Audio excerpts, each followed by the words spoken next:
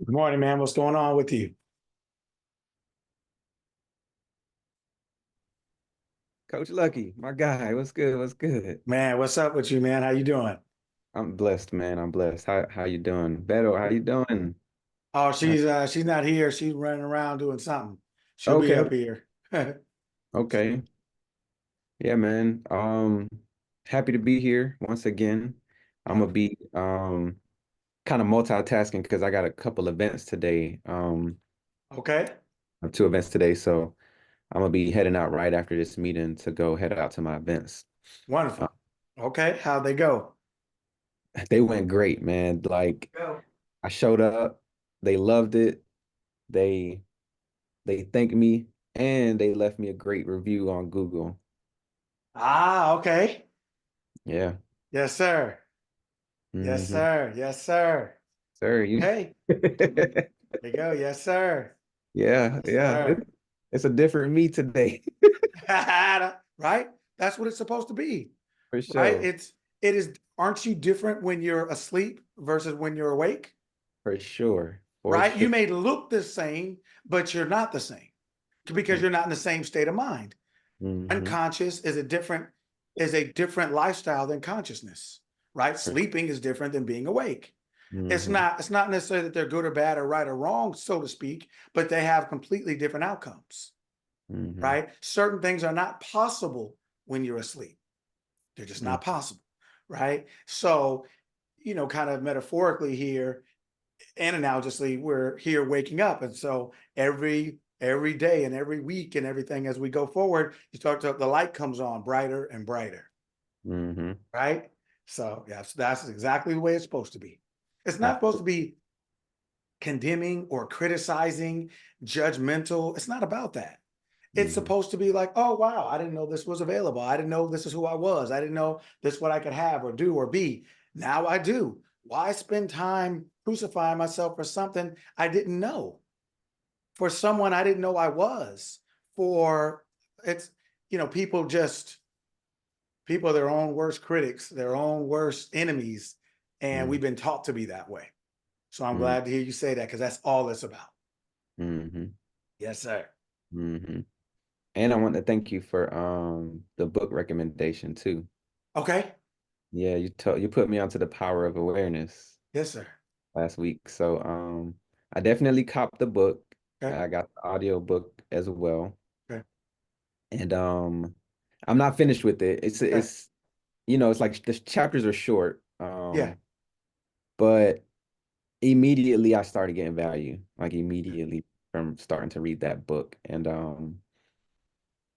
what I've known about Neville Goddard, I've known Yes. of his name. I've known of his name, and I Yes. know I've heard other people talk about him, like other mindset people, and I just never thought to like go and read one of his books. Like that Okay. was just, kind of the furthest thing from my mind until you told me, and you told me specifically what book to read. So I went and got it, started reading it, and I was like, wow, this is definitely like groundbreaking stuff for me.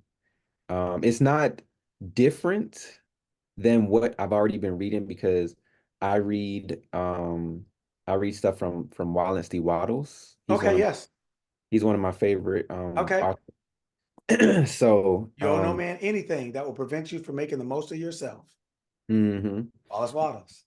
So so I feel like it's right there, Yes.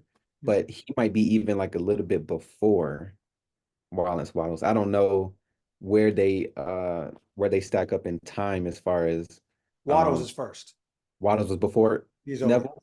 Oh, Yeah. not Wallace was older. Okay, well, okay, so Neville came after. But even the stuff that Neville was talking about is like, okay, foundational mindset stuff, like a lot of foundational mindset stuff. So I'm here trying to learn, man. I'm here trying to learn. So I appreciate it. I appreciate, everything you're doing, having these weekend sessions and just allowing me to come in and soak up some knowledge from you.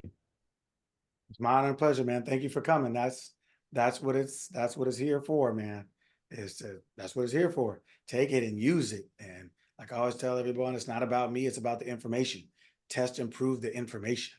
right? Mm, Test it, prove it. Otherwise, there's just nothing but another book club and another meeting, you know, and hmm another social club.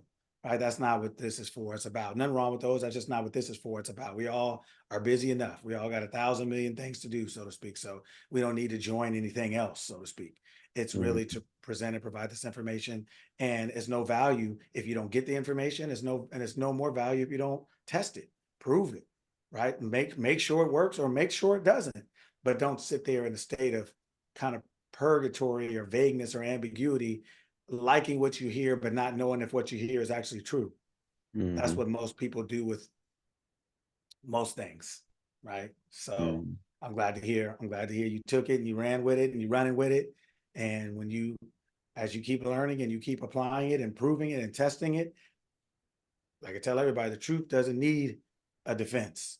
If hmm it's the truth, it will stand under cross-examination, rain, hurricane, it will stand, right? It hmm will stand. The light will, you can shine it on it and it will stand. It will stay true.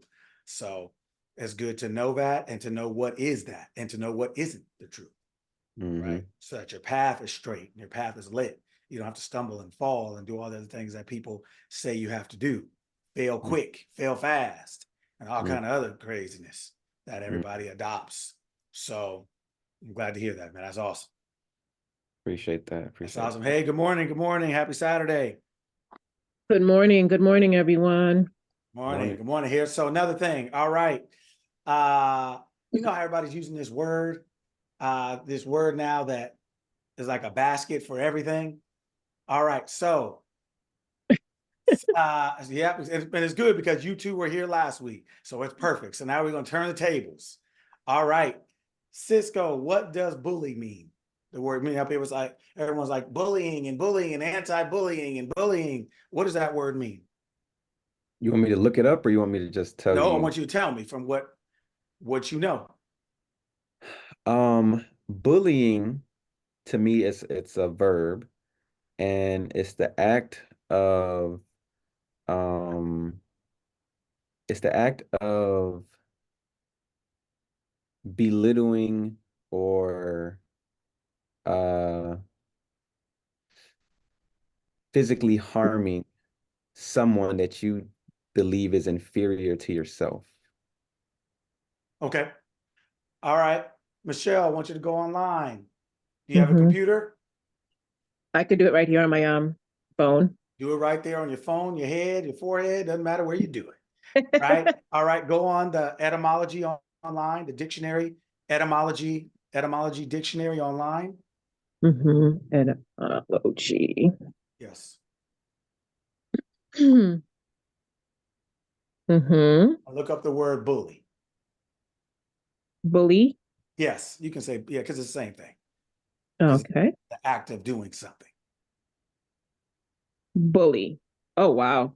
Yeah, yeah, same Sweetheart. thing he said last week when you were talking. He was like, no, right? Okay. Michelle, A tell him what it term, means.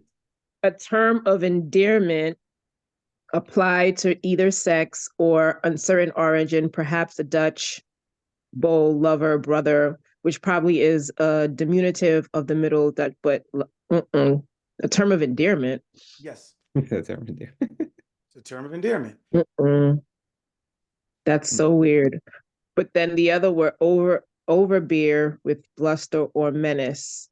Mhm. I guess the So, different years. So that first one was in like the 1530s and then it changed in the 1700s. correct. So for over a century, it was a term of endearment. Mm. It was, Mm, what do they say, exchange between the sexes, right? Mm-hmm. Yes, that's what the word means.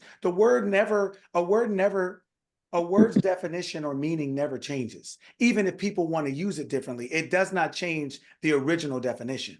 That mm, is, so the original definition is denotation. D meaning whole or complete, note. So D meaning whole or complete, and the notation is note. So what the whole complete word means, mm, the perfection of the word, what the word actually means in its entirety is a term of endearment, like sweetheart, Mm-hmm. something like that. That's what the word means. Now, you said over a century later, it started meaning this and started meaning that. Well, the different meanings after that are connotation. They're connotative. They're mm, connotative. Mm. They are not the actual definition of the word. And so I don't do it as much or as often as I used to, but I used to always start the classes off with things like this, because my whole point was to say a lot of the stuff we say on here, for most of us, kind of like Cisco was saying, for most of us, whether it's in a new book that is introduced or a new word or just this new way of thinking and understanding what thinking actually is so new to us that it takes a while for us to believe it, kind of latch onto it, kind of say for real, because we believed all these other things for so long. But the reason why we do it is because the things we've been believing for so long is proof that they're actually not true. That we're not actually crazy, we're just conditioned. We've been conditioned with a ton of untruths, and we wonder why our life feels enslaved, because that's what lies do. Untruths leads to enslavement. It doesn't open your options, it closes them, it limits them. That's why it says only the truth, you shall know the truth, and the truth shall set you free. Not just something we all say or agree to.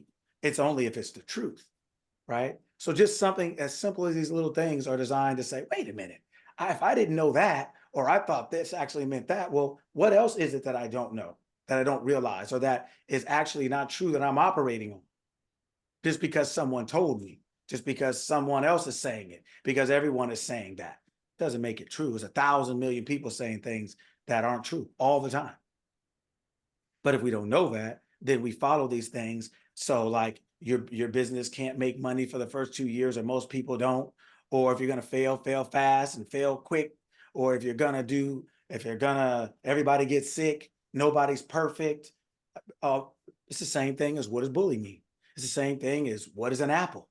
It's the same thing as so many different things that so many things that people think they know that they don't know at all. But they wonder why they're getting the outcomes in life that they're getting. It's because they're following things that are just not the truth. And there's no way, even though everyone agreed on it, it doesn't lead to freedom. Only the truth does that. No matter whether it's one person saying it or 50 people agreeing on it. The only person who's going to be free, or people who are going to be free, are the people who are operating on that and with that. So just another little interesting one.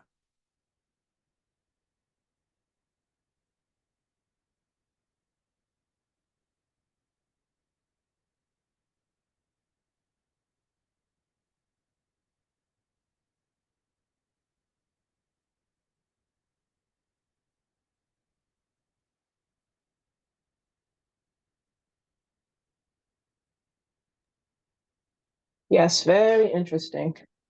Yeah, yeah. So, well, great. How was your week? Week was good. Week was really good. A lot of discoveries and a lot of things, but it was really good. Mhm. Wonderful, Yeah. wonderful, wonderful, wonderful.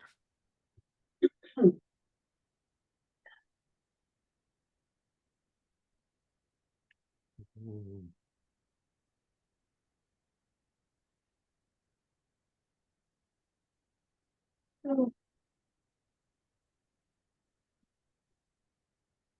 You guys have Yes. any questions or anything, or anything you learned this week about yourself or life or anything like that? For me, it was the concept of I am. Mhm. I know when you talked about that last week, and then you told me to read the book, and I think the first chapter was I am, like literally like the first chapter is chapter one is called I am. I was like, okay, here we go. Yeah. Here we go. And man, uh it, that so that chapter, I the reason why God described himself as I am, I guess I'm still confused. Okay, when I was reading it, I was at an event. I just pulled out the book because I had a few minutes of time and I was reading it. And I as I was reading it, I was trying to visualize and think and understand how our consciousness works. Okay. Like we're all different. So like I'm different from you. Yeah.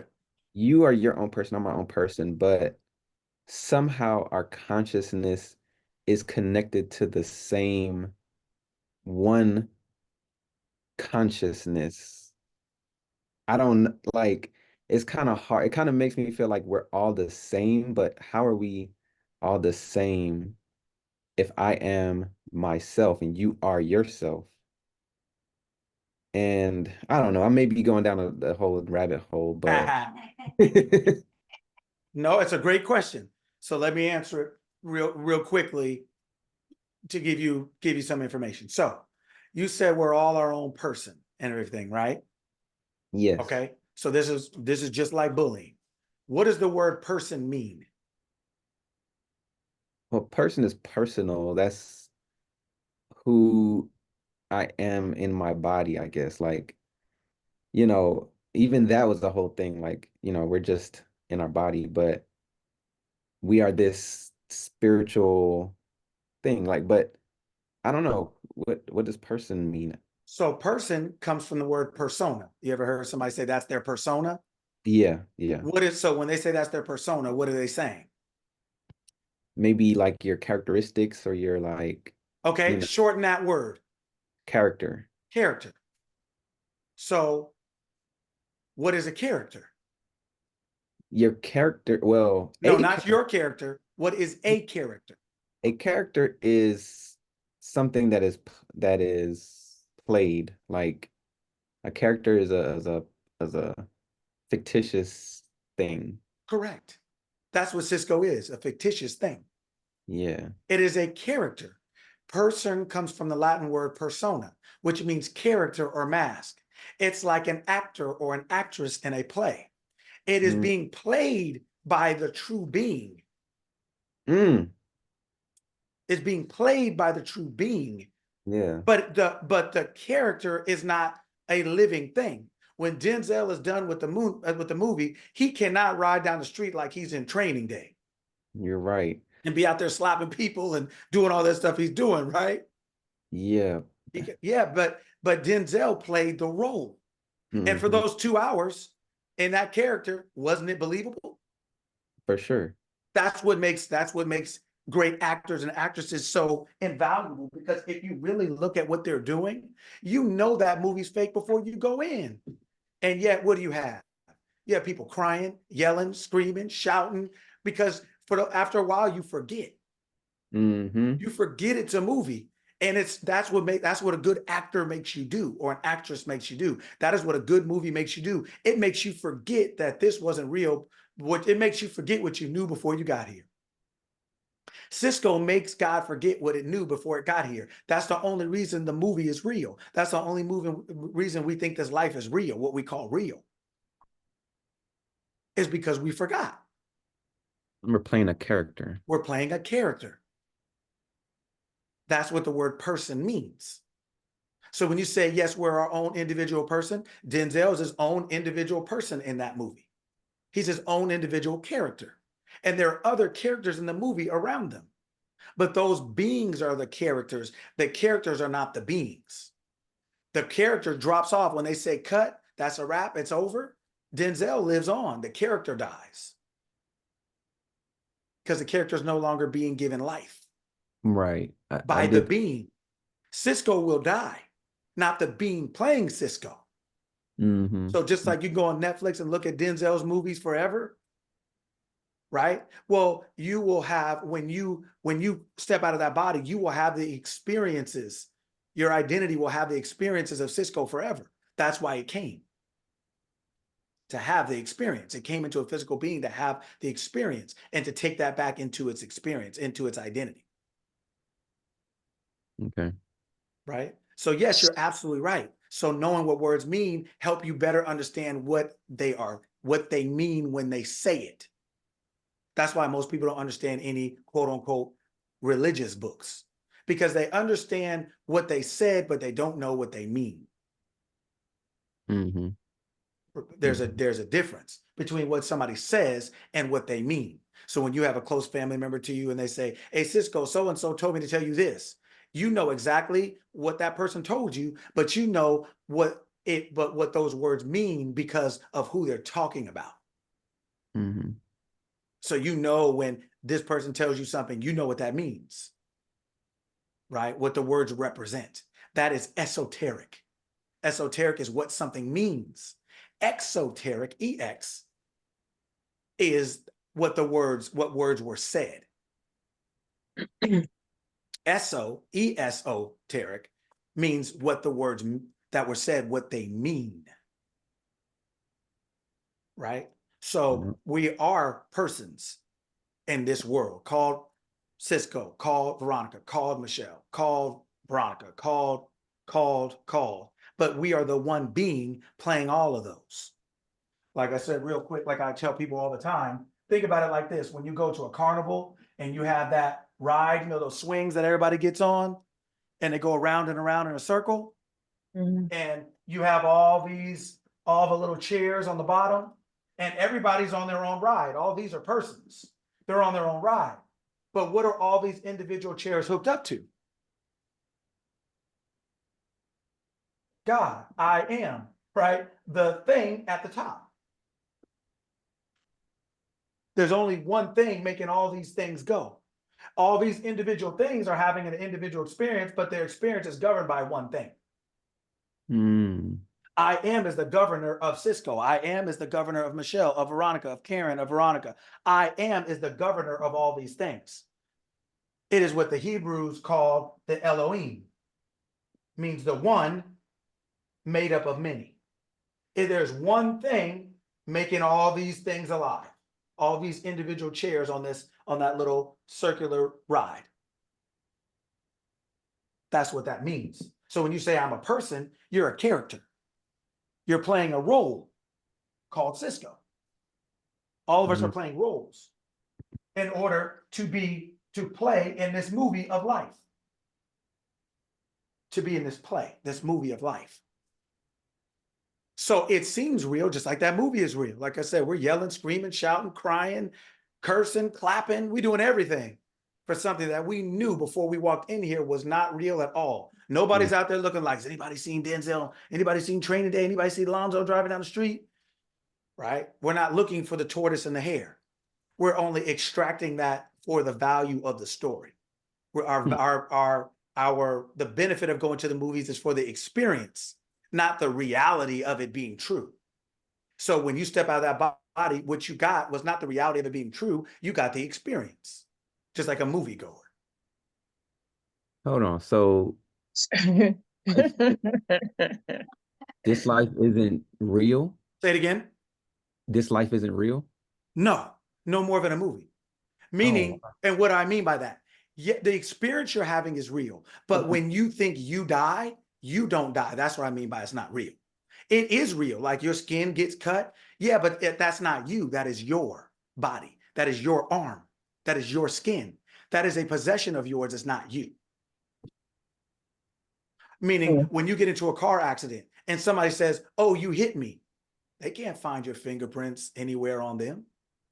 Right? But when you hit, they're saying they're holding you accountable for being the driver of this thing. Mm-hmm. But they know they can't hold the car accountable. They can't say the car hit me because they know the car is not a living thing. You can't say the body hit me because the body's not a living thing. It is the being that makes the body alive. It is the driver that made this car alive. So they attach the responsibility to the living thing, not the inanimate object that's being moved by the living thing. Mm-hmm. Right?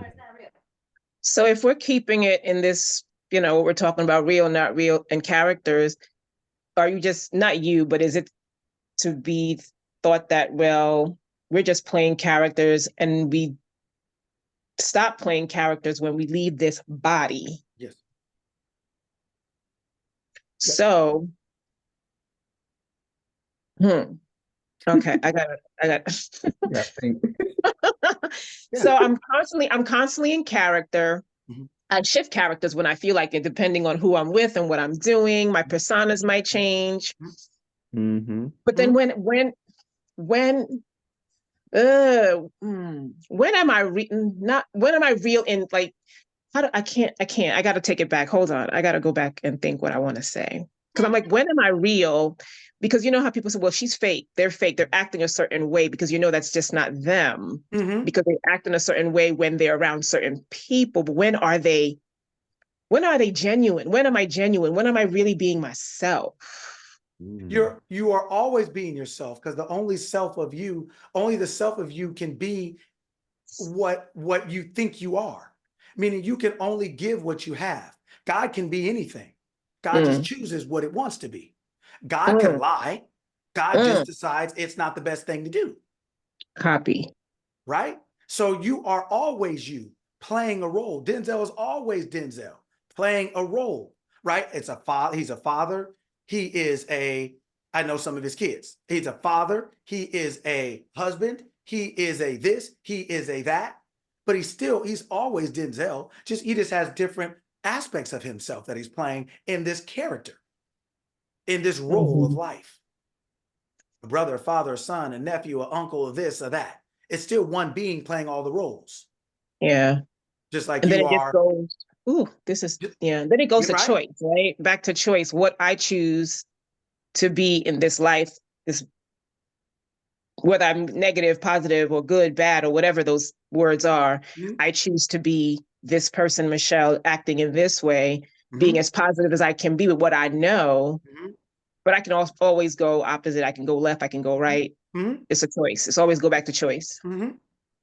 That's the key word. That word choice is what does that word choice equal? Just a decision. A decision. Okay. Who A has the path. power to make the decision? Me. So, and who else? I am him. The Yeah, being but who? Okay, and who is that? me. So then, who has the power to make a decision? Always me. And who else? God. No one else. You just said No I am one. as you. That's my point. We keep thinking there's another, whether it's consciously or unconsciously. Your freedom of choice is the only freedom you have. Mm. It's the only freedom you have. We think we have physical freedom. The physical freedom we think, I'm not even gonna get started. Welcome everybody, it's Saturday. Okay, church on the move already. The church is moving, right? The freedom we think we have is the same freedom a baby thinks it has at the beginning when you put it in a playpen. Set this little, right? Set the little portable thing up, right? And you put it in there and you know it can't get out because you know it's not mature enough to do it yet. So you give it a limited amount of space to roam around. But as it matures, what does the baby start doing? Trying to climb over that. Having a fit to get out. Trying to get out. But why? It was the same thing it was in 6 months before. Because 6 months before was good for that then. But now that you're growing up, you're maturing, this space needs to expand. I got to get out. Sheesh. Right? So as you're expanding your awareness, the power of awareness, what you call a baby physically growing, is the same thing as your psychology growing. Your awareness expanding will make you want to start getting out of some things. Wow. You start saying, this is not working. This is not a good or bad thing. You're not mad at the playpen. It's not about the playpen. You're just trying to get out of it. Right? As you start growing and expanding mentally, you're going to start wanting getting out of things. That is why holding on to things that no longer serve you is not trying to stay in that playpen just because you were started there. It doesn't do you any good. Though you try to see, humanity has learned to rationalize the playpen. It's learned to rationalize constriction and call it gratitude or be grateful or call it somebody has it worse. But what is that? A baby wants to get out. They don't even know anybody else. Like, this is not about somebody else, so to speak. This is about I'm aware and I want more. As I become more aware, you want more. That is a natural function of life. Are babies materialistic? Are they greedy? Are they selfish? Are they arrogant? Are they ego? Is that the baby's ego? It's not. It's a natural function of life. As your awareness expands, the playpen no longer works. It's not enough. As you expand in awareness, that job may not be enough. That relationship may not be enough. Them shoes may not be enough. You grew out of them. You grow out of things. And you grow out of things so that you can grow into the next thing. And then you'll grow out of that thing. Like when you put a pot in a plant in a pot. Sometimes you got to repot it, right? Or you're going to have to put that thing into a field or something because the natural growth of that seed supersedes the environment it's in. It's going to burst the pot. It's going to crack it. The roots are going to start pushing out. That pushing out is a form of expression. All life is born to express something. Humanity is the only one that will stunt their growth because humanity is the only people that have a choice, is the only character, is the only living thing that has a choice to choose what it is or is not. It's the only one made in the image and likeness of that level of consciousness. All living things have a level of consciousness, but only one living thing has been given the level of consciousness to create, which means perfection or destruction. If you leave a tree alone, it'll grow as high as it can grow. But let a person, well, I don't feel like it. Well, I don't really mean. Well, let me tell you my truth. Well, you just don't understand. Humanity will decide how high it grows, how far it grows, how deep it grows, because it has been given the highest level of consciousness where the authority to choose lies.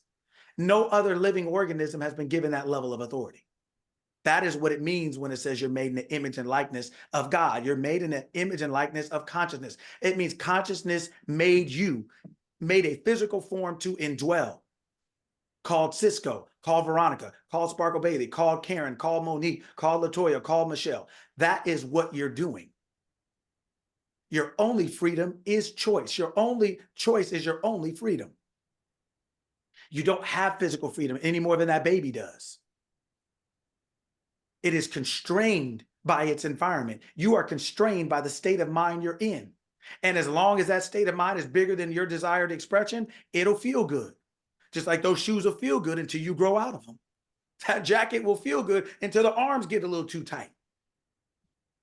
It's not as, but the jacket was good when you first put it on. So now the jacket is now a sin. The jacket is now a hater. The jacket is now jealous. The jacket is now doesn't understand who you are. No, you've just outgrown the thing. That's why everything you grow into is bigger than you. The shoe you put on now fits, but it's a bigger size. The house you move into now fits, but it's a bigger size. Whether it's in volume, whether it's in location, whether it's in experience, a better neighborhood, whatever else it is, it has to be bigger than you for you to grow into it. But because it's bigger than you, it will allow you to grow into it. But then allowing you to grow into it eventually, you know what that leads to? You growing out of it. Growing into eventually leads to growing out of. That's what we're saying.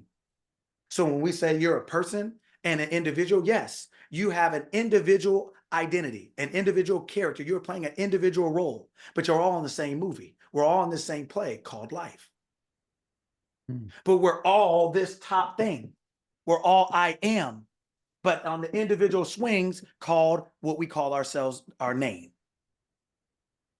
But we're all being governed by consciousness. We're all being governed by one thing.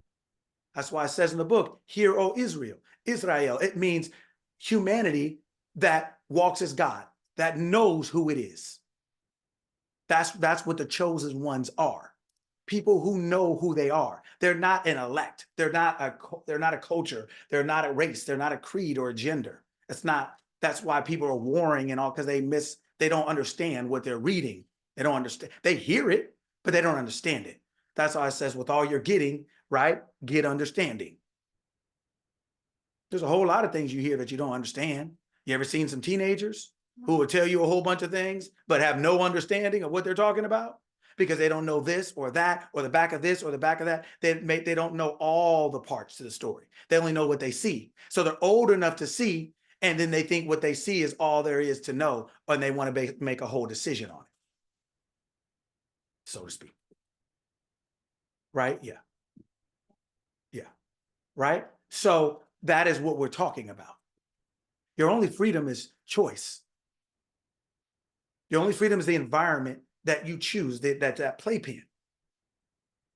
You are only free within that playpen. Your physical body is not free. It's being governed by your consciousness, and your consciousness determines the size of the playpen, determines that's the state of mind you're living in.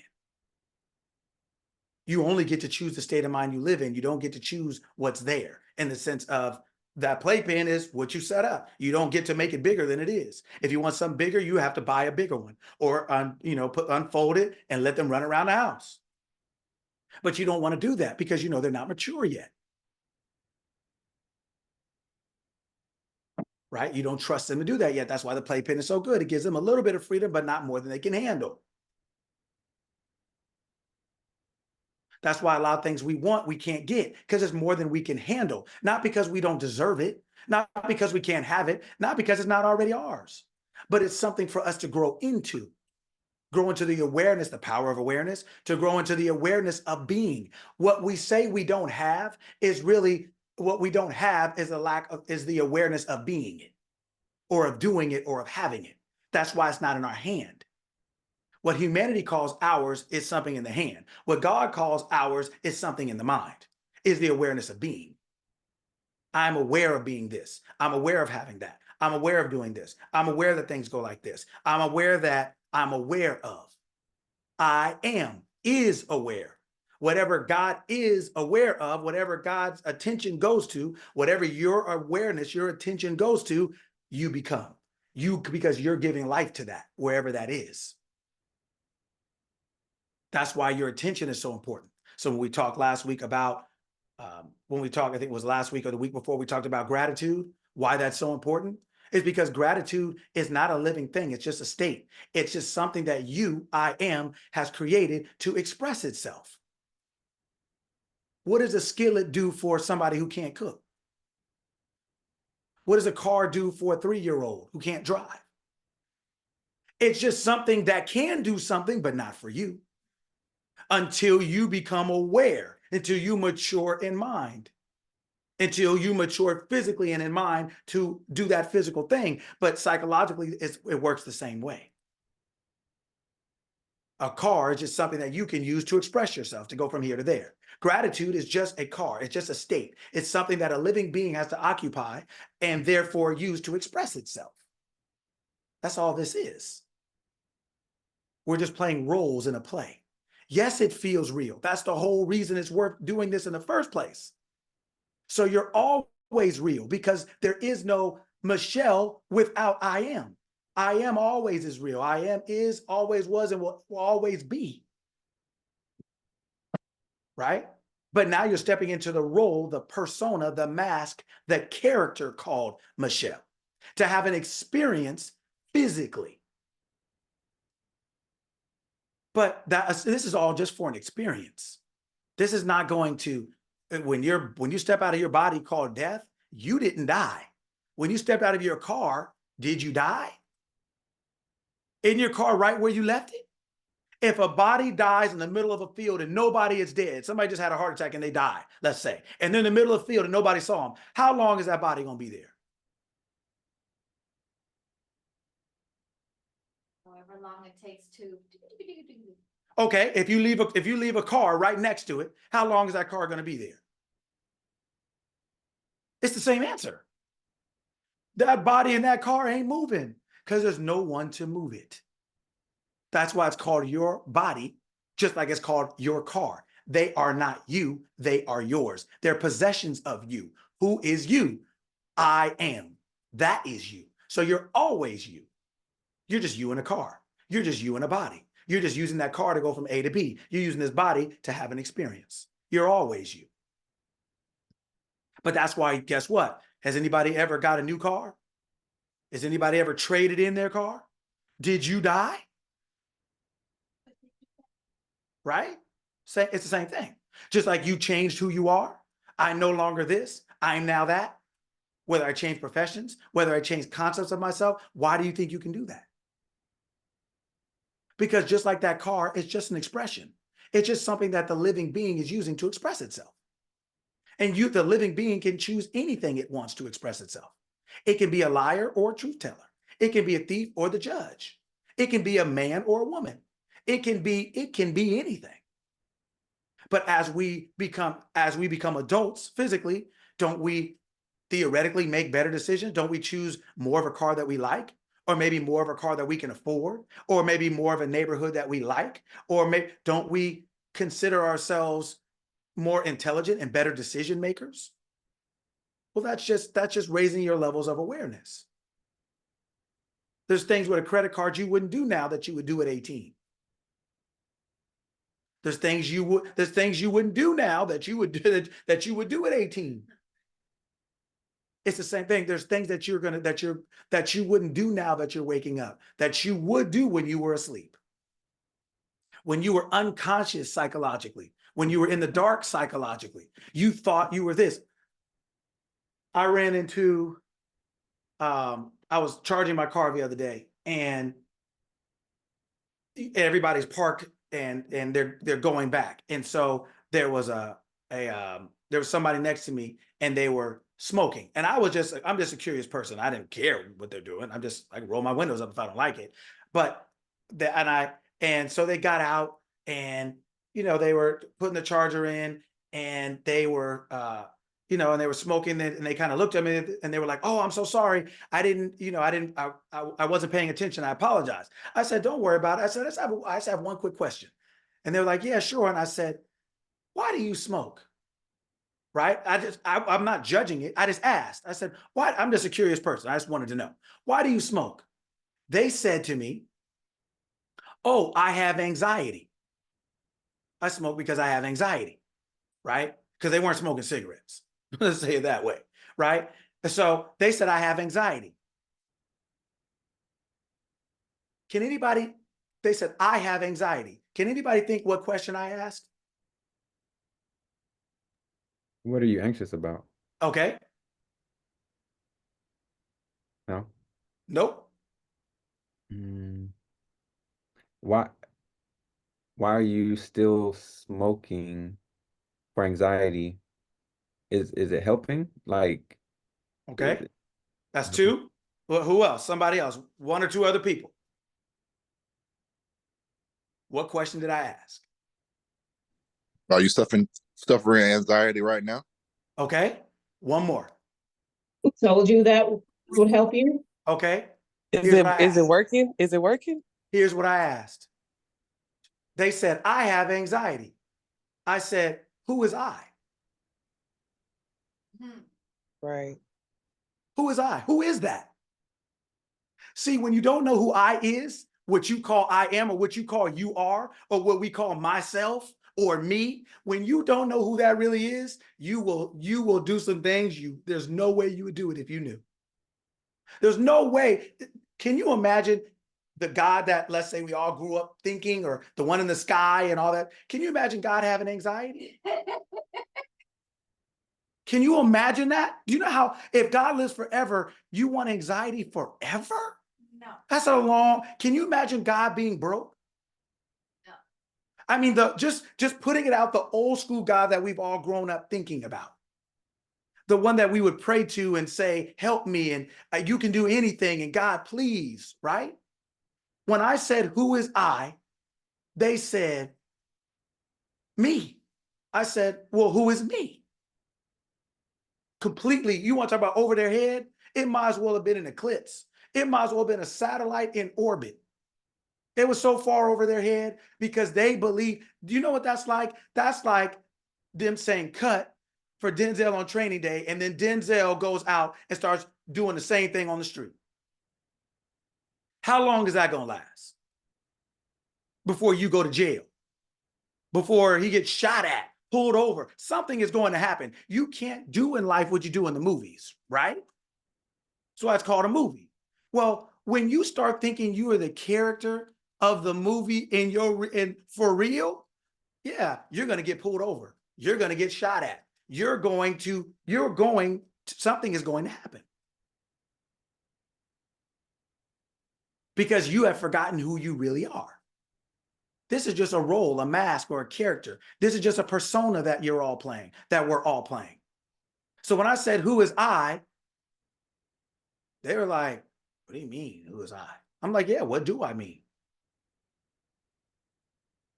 People don't even know well, me. Okay, well, who is that? Let somebody say something to you and ask them 2 questions and watch how fast it melts, like graham crackers and milk. Their whole thing will just melt because people don't think. They don't know how to think. They're just using stuff that everybody else is using. It's like life is like a potluck. They just eating everything. They're just walking around tasting this, tasting that, tasting this, tasting that. Wondering why the stomach hurt, head hurt, wondering why blood pressure going up. You don't know who cooked that. You don't know you don't know if they got cats licking the spoon. You don't know if they got hair in the soup. You don't know anything. And you just walking around eating what everybody's offering. Well, now you wonder why you're sick. You wonder why you're crazy. You wonder why because you're just taking everybody's ideas. And then when someone asks you to articulate this idea you're living on, you can't even tell. You can't even say what you believe or why you believe it. Who is I?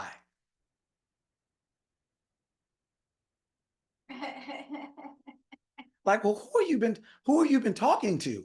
Where did you get this from? Why are you rolling with it and you can't even articulate it?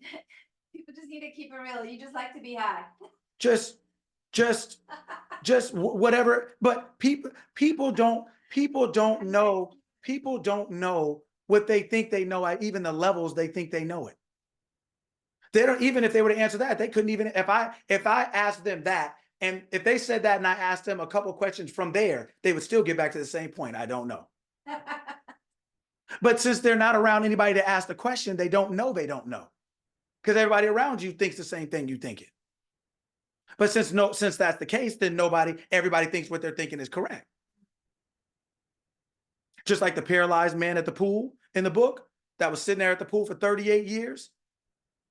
And everyone around him just felt sorry for him, but no one really helped because everyone felt sorry for him. They saw him as he physically was instead of as he really is.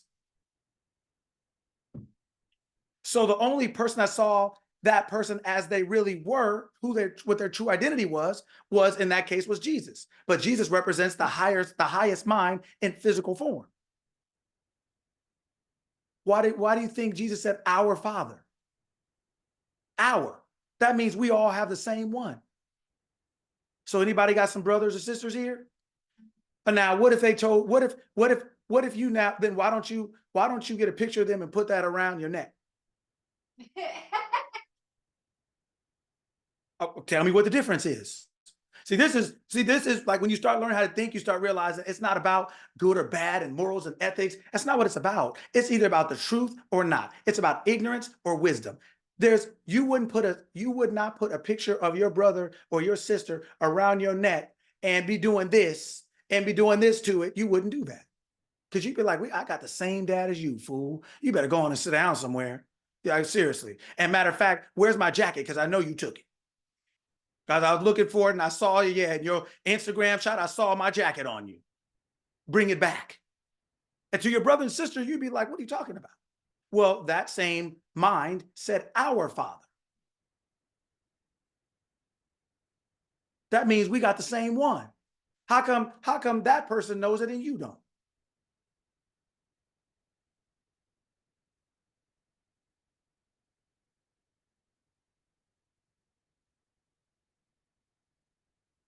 It's just the levels of awareness. With that level of awareness, you can turn water into wine. You can turn truth into experience. With that level, you can walk on the water. You can walk on truth. You can stand. You can walk on things that other people can't. You're standing on truth. You're firm in your mind, which makes all physical things firm to you. Didn't Peter walk on the water for a couple steps? Right? And when did he fall? When he changed his mind, we started looking around. When he started looking around, when he listened to that higher mind, he walked. So we're not crazy then. We get when that character said our Father, well, why? Because it knows we can do the same thing. But only it knows that you don't. That's why you're not walking, but it is. But it's not because you don't have the same ability. It's because you don't have the same awareness, power of awareness. There's power in awareness. Can't you do more awake than you can sleep? There's power in awareness. All these things that we think we are not. We can choose to be or not be, but we're always real. We're always the living being given life to whatever choice we make. You are not your body any more than you are your Cadillac. When you get out that Cadillac is dead. When you get out your body, that body is dead. The only thing making that Cadillac alive is you, and the only thing making that body alive is you. You're always you. There is no one else to drive that Cadillac but you. There is no one else to drive your body but you. You are life. That's why it is made alive. You are, that's why it is.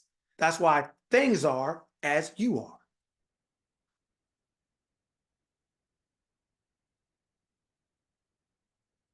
If somebody went in the kitchen and burnt up all the food, could they say it wasn't me?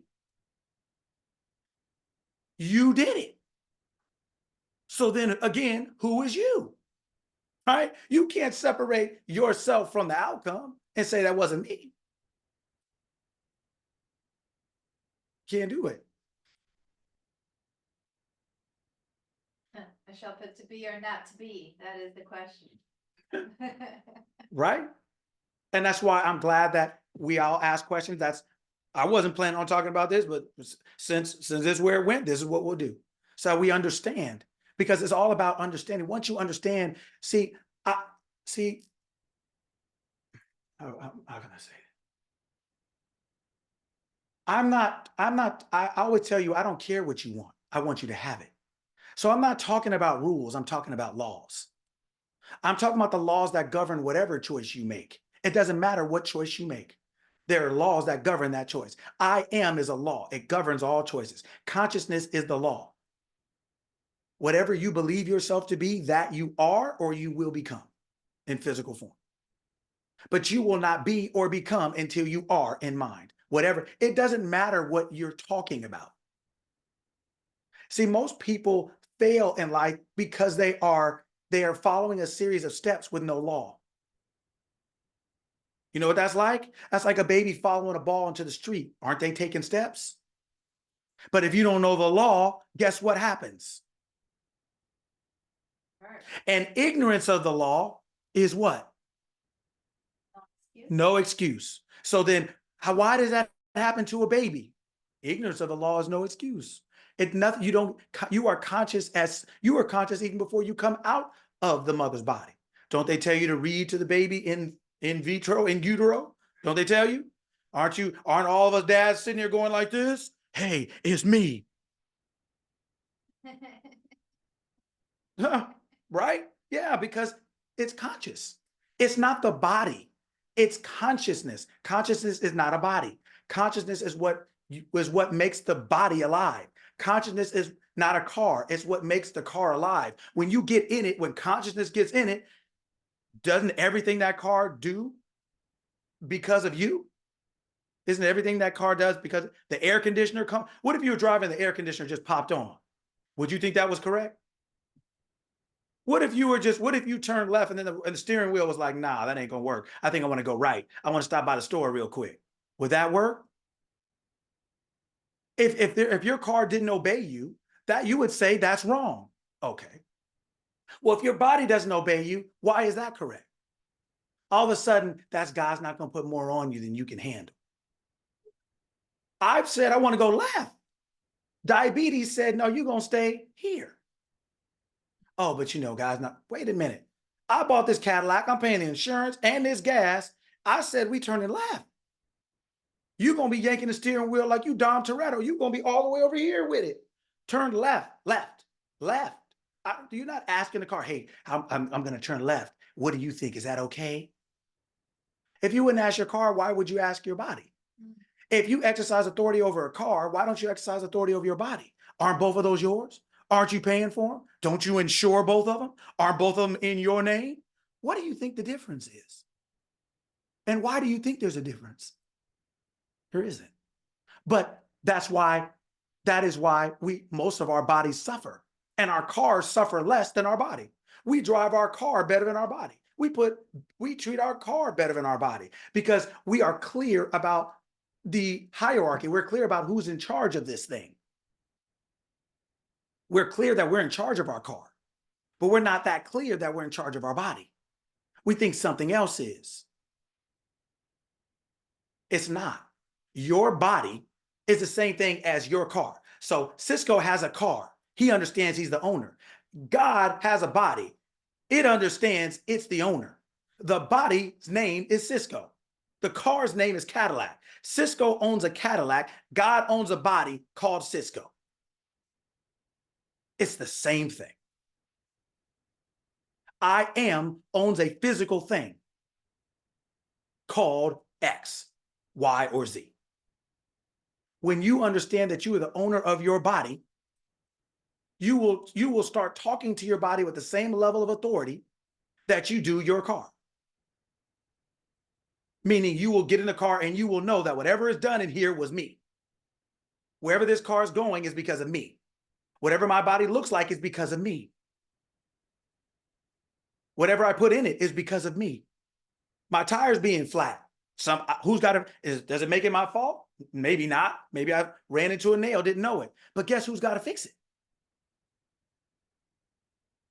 Okay, I'm 50 pounds overweight and I don't like it. Let's just say. Well, okay, let's just say, forget whose fault it is. Whose body is it? Who's got to fix it? Are you going to sit there and be crying all at the tire because it's got a flat? Just fix it. You're the authority. You're the only one that can fix it. It's your car. This is your body. It is under the same authority, but because we don't know that, we don't treat it the same way. We think somebody else is going to take care of it. You know what? I'll just go to the doctor. Oh, you know what? I was having to cut my foot off. Oh, you know what? I'll just go and take this high blood pressure medication. Oh, you know what? What is that going to do? If you had a car and it overheated every single day, and they just said, hey, well, just put this in here. How long would you go for that? Johnny, how long would you go for that? You got a car that's overheating every day. After 5 minutes, it starts overheating every single day. You go to the mechanic and they say, here, just take a whole bunch of these and just pour it in there. Pull over the side of the road and pour that in there every day. How long are you going to go for that experience? I'm not going to do that long. I'm going Not to long. change that Okay. car. Not All long. right. All right. So then let me ask you a second follow-up question then. Why is it that people will have diabetes and take medicine for their entire life? I think more or less they're comfortable. If you wouldn't sit there and pour coolant in your car every day, instead of telling the mechanic to fix it, then why would you take this medicine every day that's not going to fix it? Why would we do that? We don't. You wouldn't do that with a car that you can trade in. You wouldn't do it. But you'll do it with the only body you have. You'll sit there pouring pills down your throat for the rest of your life instead of fixing it. There's no, hey, listen, if the car is overheating and I got that Prestone in the back, thank God for it. Boy, I'm going to put that Prestone in there, boy, like it is water from heaven. Let's just say. However, I'm not going to be doing this every day. Thank God for it in the moment. Thank God for medicine in the moment. But it's not designed to be used every day. It's designed because something got out of control too quick, too fast, and this is going to bring it back down. It's going to buy you some time to fix it. It's not designed for you to be used every day. It's not helping you get better, is it? Is it changing the actual thing that's making this car overheat? So then what are we doing here? Why aren't we attempting to fix it? This car, we wouldn't go for a week like that. We'd park it on the curb. We'd sell it. We'd put it in the shop and call me when it's done. I'm not coming up every day for you to put it in there. No, I want this fixed. This is not correct. High blood pressure is not correct. It's not correct. Now, they'll give you something to manage it. Okay, well, just go on and get you a lifetime subscription to Prestone. How about that? Get you a lifetime prescription. How about that? Stress, anxiety is not correct. It's common, but it's not correct. Everybody's heard of a car overheating. It's common. We've all seen it once. It's happened to a bunch of people. Right? But nobody thinks it's correct. Why do we think anxiety is correct? Well, we're just going to learn how to live with it. What? We're just going to manage it. What? We're just going to be grateful for what we do have. What? What does that got to do with that? I'm grateful I got some new Jordans on, let's say. That doesn't mean I want my car to keep overheating. That doesn't mean that. That's not the same thing. Right? That's not the same thing. I want us to understand the difference between common and correct, normalized and normal. It is normal for you to be in peace. It's normal for you to have joy. It's normal for you to laugh. It's normal for you to be healthy. It's normal for you to be happy. It's just not common. But it's correct. What feels better than feeling better, than feeling good? What feels better than a good meal that you ate? What feels better than a beautiful sunset? What feels better than you on your birthday? What feels better when you get a new car? What feels better when you get a nice pair of shoes or a nice purse? What feels better when you get a nice wallet or a nice compliment? What feels better than feeling good? What feels better? It's normal. That's natural. That's the way this is supposed to work.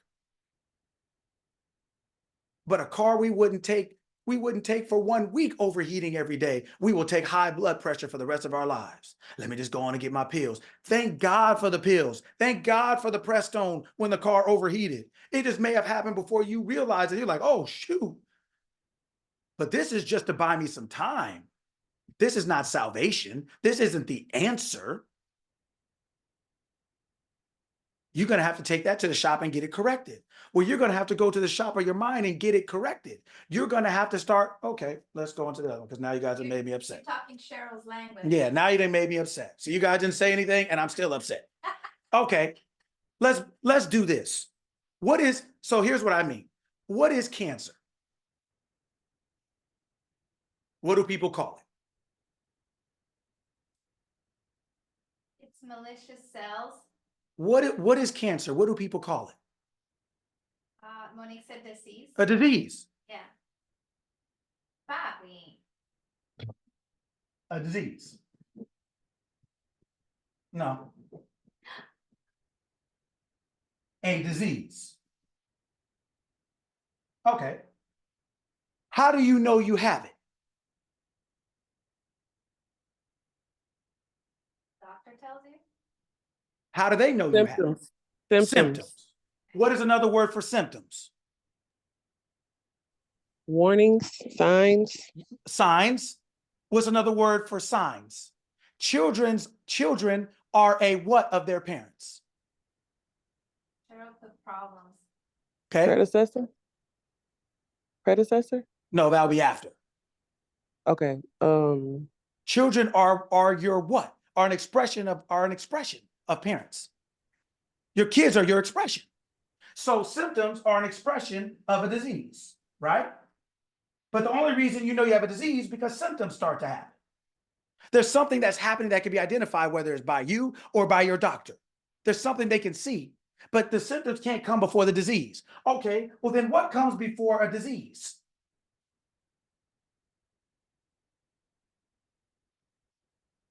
Because a disease is something that a disease is something that you can see, right? See, taste, touch, feel. It's something in your sensory world, correct? And is that correct? Yes. Yes, Correct. yes. Hello, say something, right? Yes, right? So a disease is something in your sensory world. And so as a disease, but you may not know you have it. So then symptoms come to let you know something is happening. Okay, but in order for anything to become in your sensory world, what has to happen first? Before anything becomes physical, what do you have to have? So A thought, an idea. The recognition. Yes, which is awareness. You start recognizing something. So a disease comes first from an idea.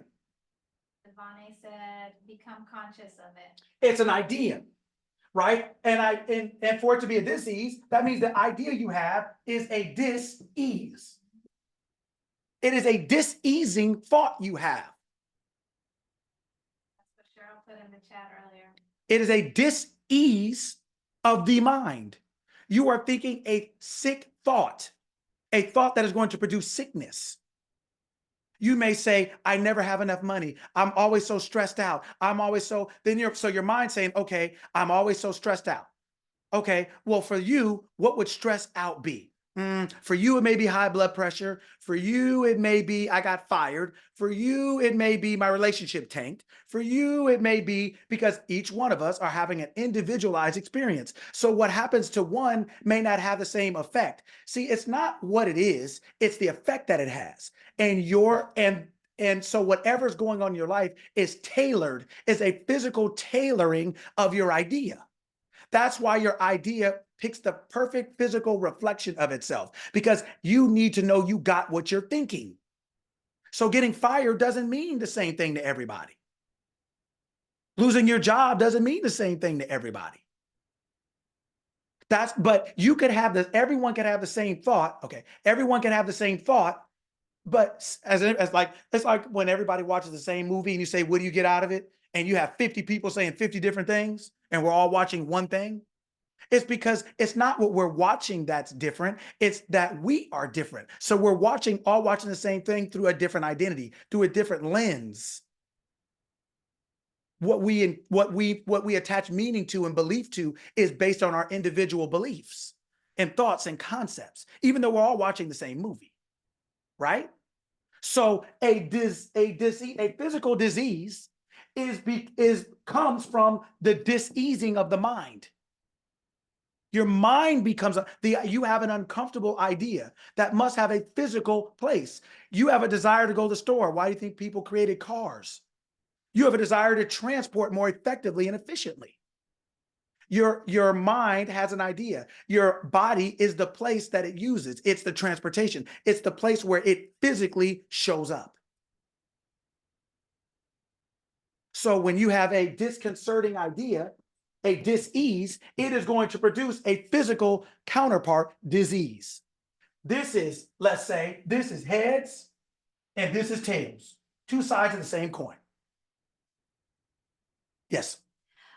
No, when you were mentioning and talking about cancer and disease, Cheryl put something in the chat that I think is pretty powerful. She says, and if you feed it, it will grow. Yes. So what created it is the same thing that sustains it. God lives forever. Anybody see the sun decide I'm not coming out today? I'm not going to work. I'm taking a day off, you on your own, good luck. Right? As long as the creator is up, guess what else is up? Creation. Right? When the parents say it's time to get up, my mom back in the day, see, I'm upset already. Before I say it. When on Sunday back in the day, when my mom said, get up, it's time to go to church. Now, 10 minutes later, after we've tried every medical issue that you could create on your own, frothing at the mouth, seizures, convulsions, running into a wall and trying to see if you can go unconscious for 45 minutes. After we tried all that, then she'd walk by the room again with the door closed. She'd walk by the room. Well, the door wasn't closed because she wasn't going for that. But that point was, she'd be walk by there like a serial killer. Get up. I'm not going to tell you again. Right? When the parent says something, that's what it is. Well, when God says, let there be light, it still works. Devane thought you were going to bring up the corn and the spaghetti again. She told me I have to go back. She said that one of our housekeepers did that. So I have to absolve her from her sins. She said, one of our housekeepers did that. She must have cooked that. And then my mom pulled it out and I thought she cooked it. But you know what? Take responsibility. Okay. You're the one who hired, whichever one of them did it, take responsibility. Jesus Christ. See, this is what we're talking about. This is what I'm saying. This is just what I'm talking about. Stuff like this. All right. All right. So what I'm saying to you then, so then ultimately, purely, simply, what is cancer? What is it? It's one word. What is it? An idea? It's an idea. It's an idea. It's an idea. It is an idea. But we say, oh, well, it's not just an idea. It has yeah, it is just an idea.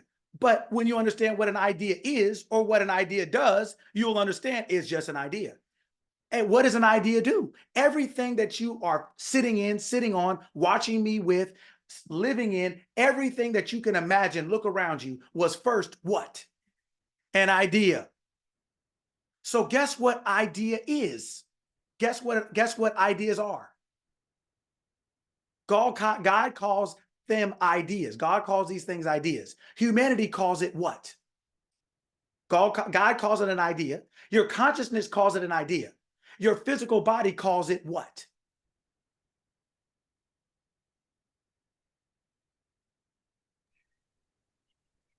What A do feeling. ideas create? A feeling? Yeah, ultimately, yes. Through the transition, yes. What does it create ultimately? What's the outcome? An experience? That's mental, because experiences create what? Action? Oh, yes, and we call that what? Reality. What do we call that? What do we Reality. call action? What's the word for that? Reality. What humanity calls reality, God calls idea. Humans don't count it until it gets in their hand. God counts it when it gets in his mind, when it becomes aware of something. That's why where you place your attention is important, because you are life itself, giving life to wherever you place that. God is not man, humanity, meaning God is not a male or a female. It's not a body. It is a consciousness in a body we call a male or a female, gender-wise. Gender means gene, means genesis. It means the beginning of something. So it is not a man-made construct. That's not true. We're not talking about the whole part, but we're talking about the actual definition of a word. Gender comes from the same root word as gene. What do genes do? What are genes? What are they? Makeup. So then what makes us up? Our genes. What are genes? If they make you up, what are they? The ideas of us. The ideas. How do they know what they're making without an idea? How do you know what you're building without a blueprint? How do you know where you're going without a thought?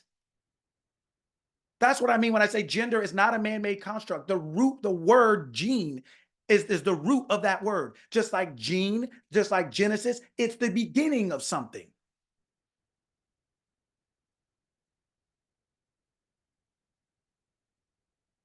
People don't even know where half of this gender is a man-made construct. Do you know who said that? Does anybody know where that came from? Does anybody know who said that?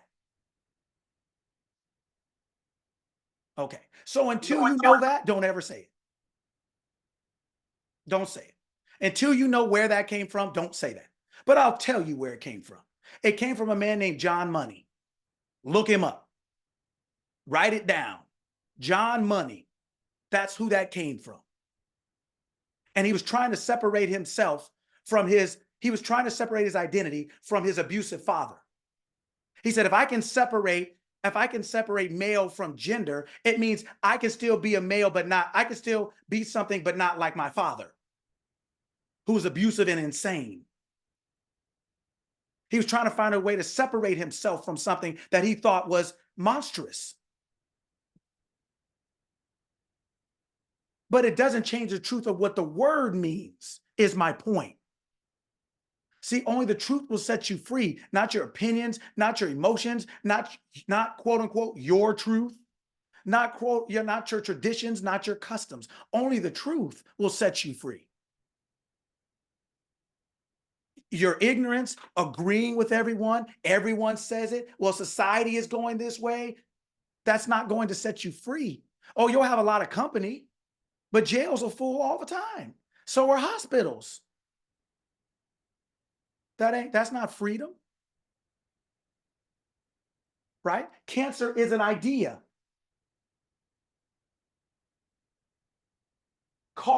That creates what we call reality. But if the idea creates what we call reality, the idea has to be more real than what we call reality.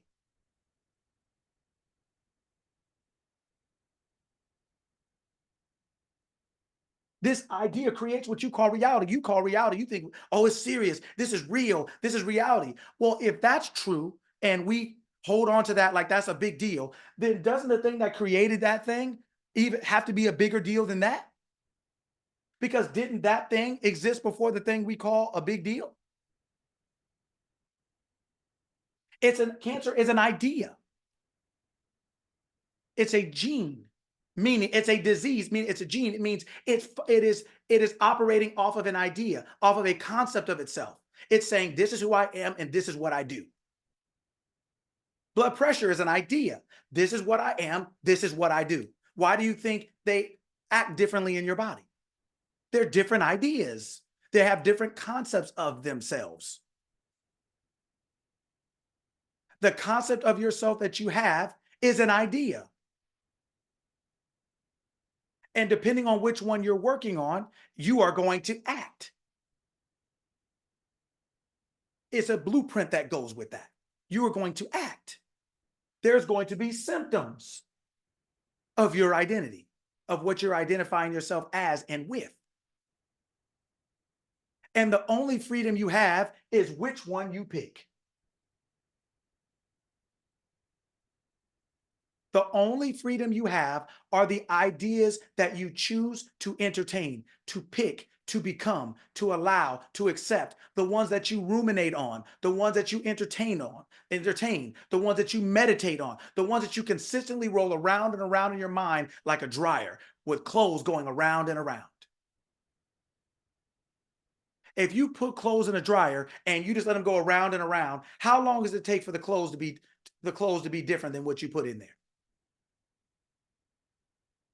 If you put a one tank top in the dryer and you let it go around and around, how long does it take for it to turn into a pair of jeans? Is there a time? Okay. So if you're entertaining the same ideas, how long do you think it's going to take for your life to be different?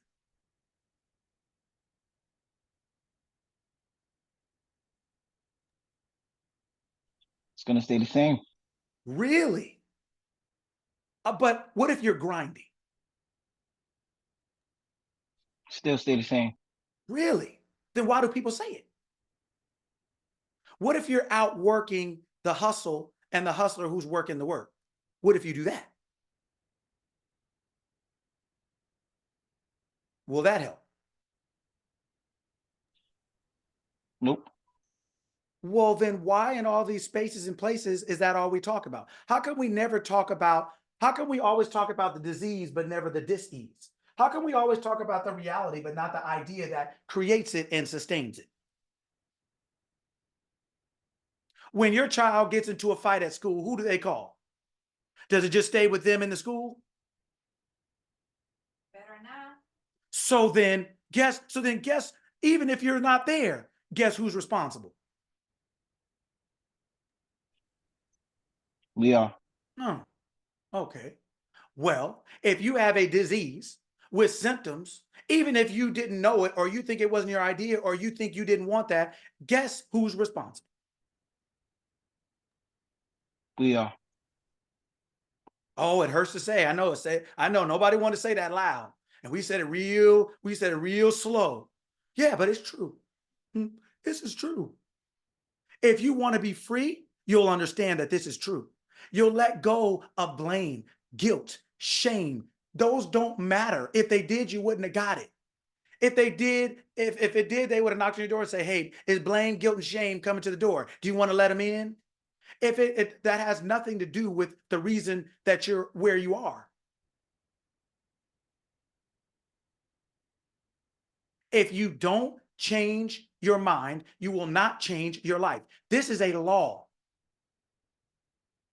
If you have dis-ease of the mind, you will have disease in your body. Your body is nothing but the physical reflection of your mind, called disease because it's the reflection of a dis-ease. The discomfort of your mind will produce discomfort in your body in a correlative fashion, equally congruent. They go together like two sides of a coin. And the reason we talk about the mind here instead of the body is because when you understand that I don't need to talk about the body. If I deal with the mind will deal with the body. When we deal with the body, all we do is take medication. When our mind deals with it, it fixes the problem. When God deals with it, it fixes the problem. Humanity only can bandage you up. It can't make your blood clot. It can't make your heart keep going when your heart says that's it. Only God can do that because humanity didn't create the heart. Humanity is the effect. God is the cause. Your physical body, what you are calling yourself, is the effect of God in you as you. You are, I am. That is what God called itself in that book. I am. I am is not a man. I am is not a woman. I am is not a physical human being. I am is consciousness. The awareness, just awareness. Humanity has the free will to use that awareness as it pleases, like an unlimited credit card. And so you can use that credit card to beautify your house, or you can use it to destroy something.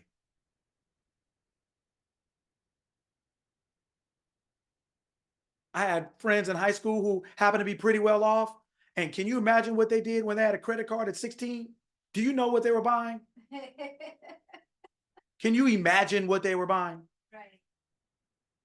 Just like literally anything that came to their mind, literally. That is what your consciousness is. It is an unlimited credit card.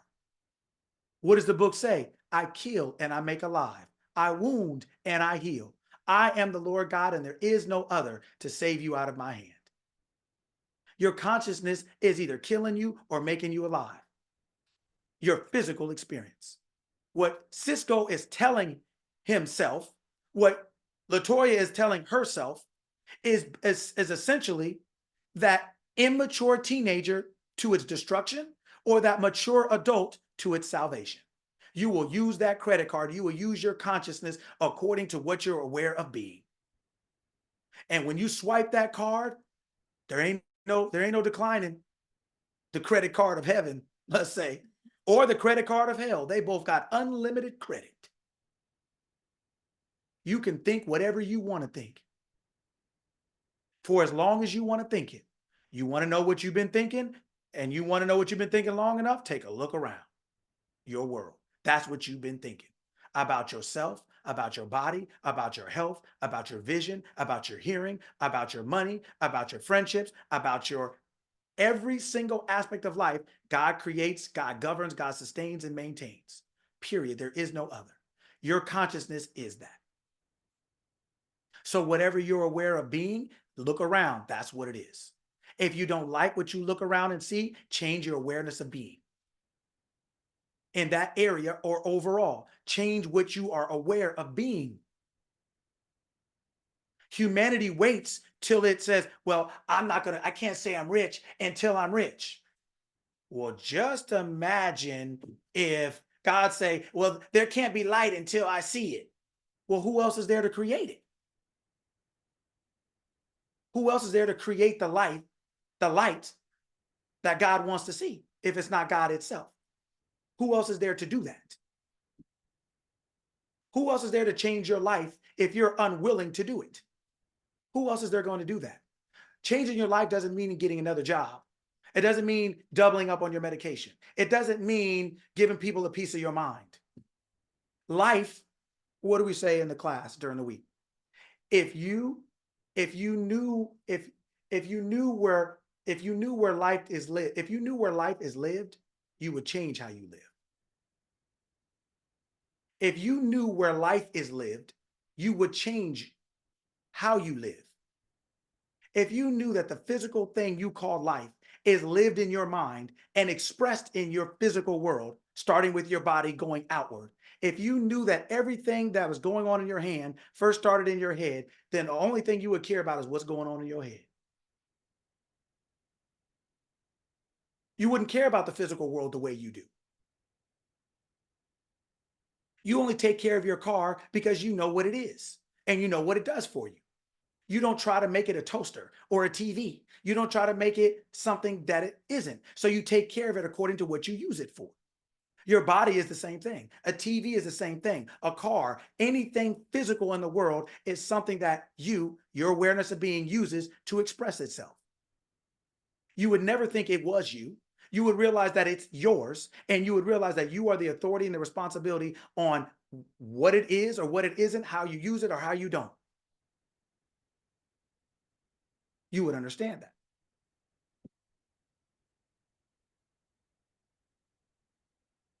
If you understand that life is lived in the mind, the ideas are life.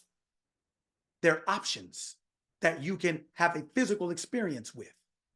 When you go to a car lot, that's like ideas in your mind. You can pick whatever idea you want to live. You can pick whatever car you want to drive.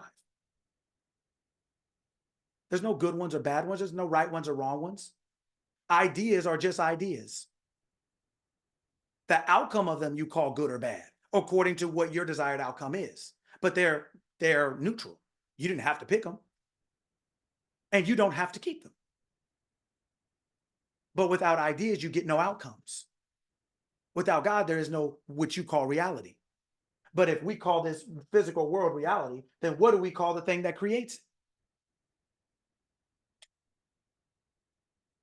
That's like saying children are real, but parents are just in your mind. Children are real, but parents are just positive thinking.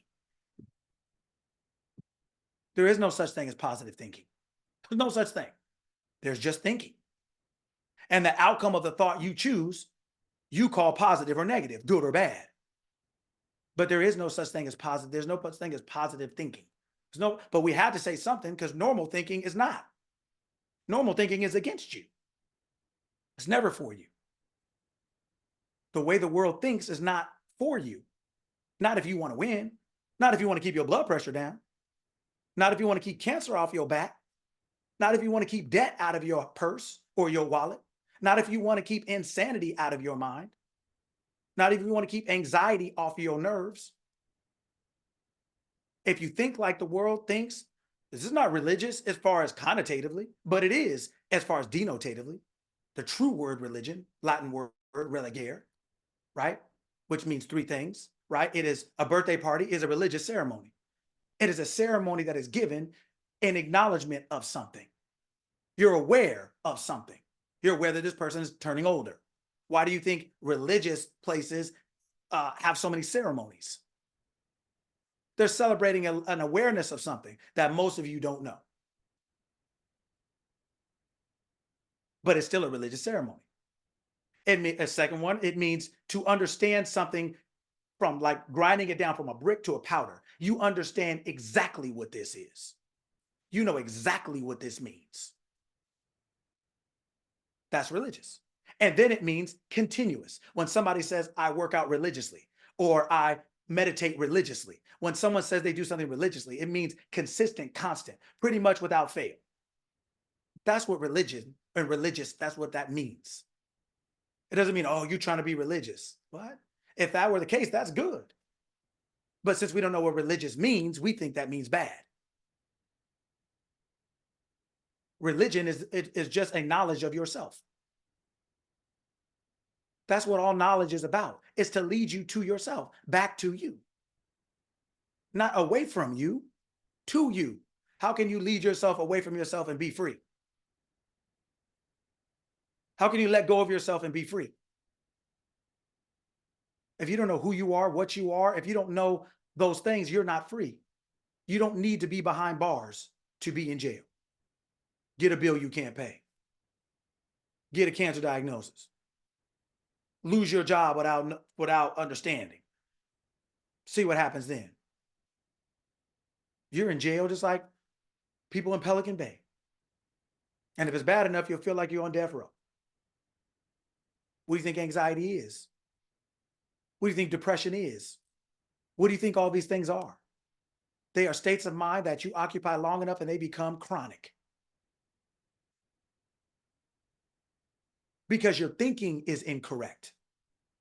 This is not about judgment or criticism or condemnation. This is about coming back to yourself, like the story of the prodigal son. When the prodigal son came back, the father didn't condemn him.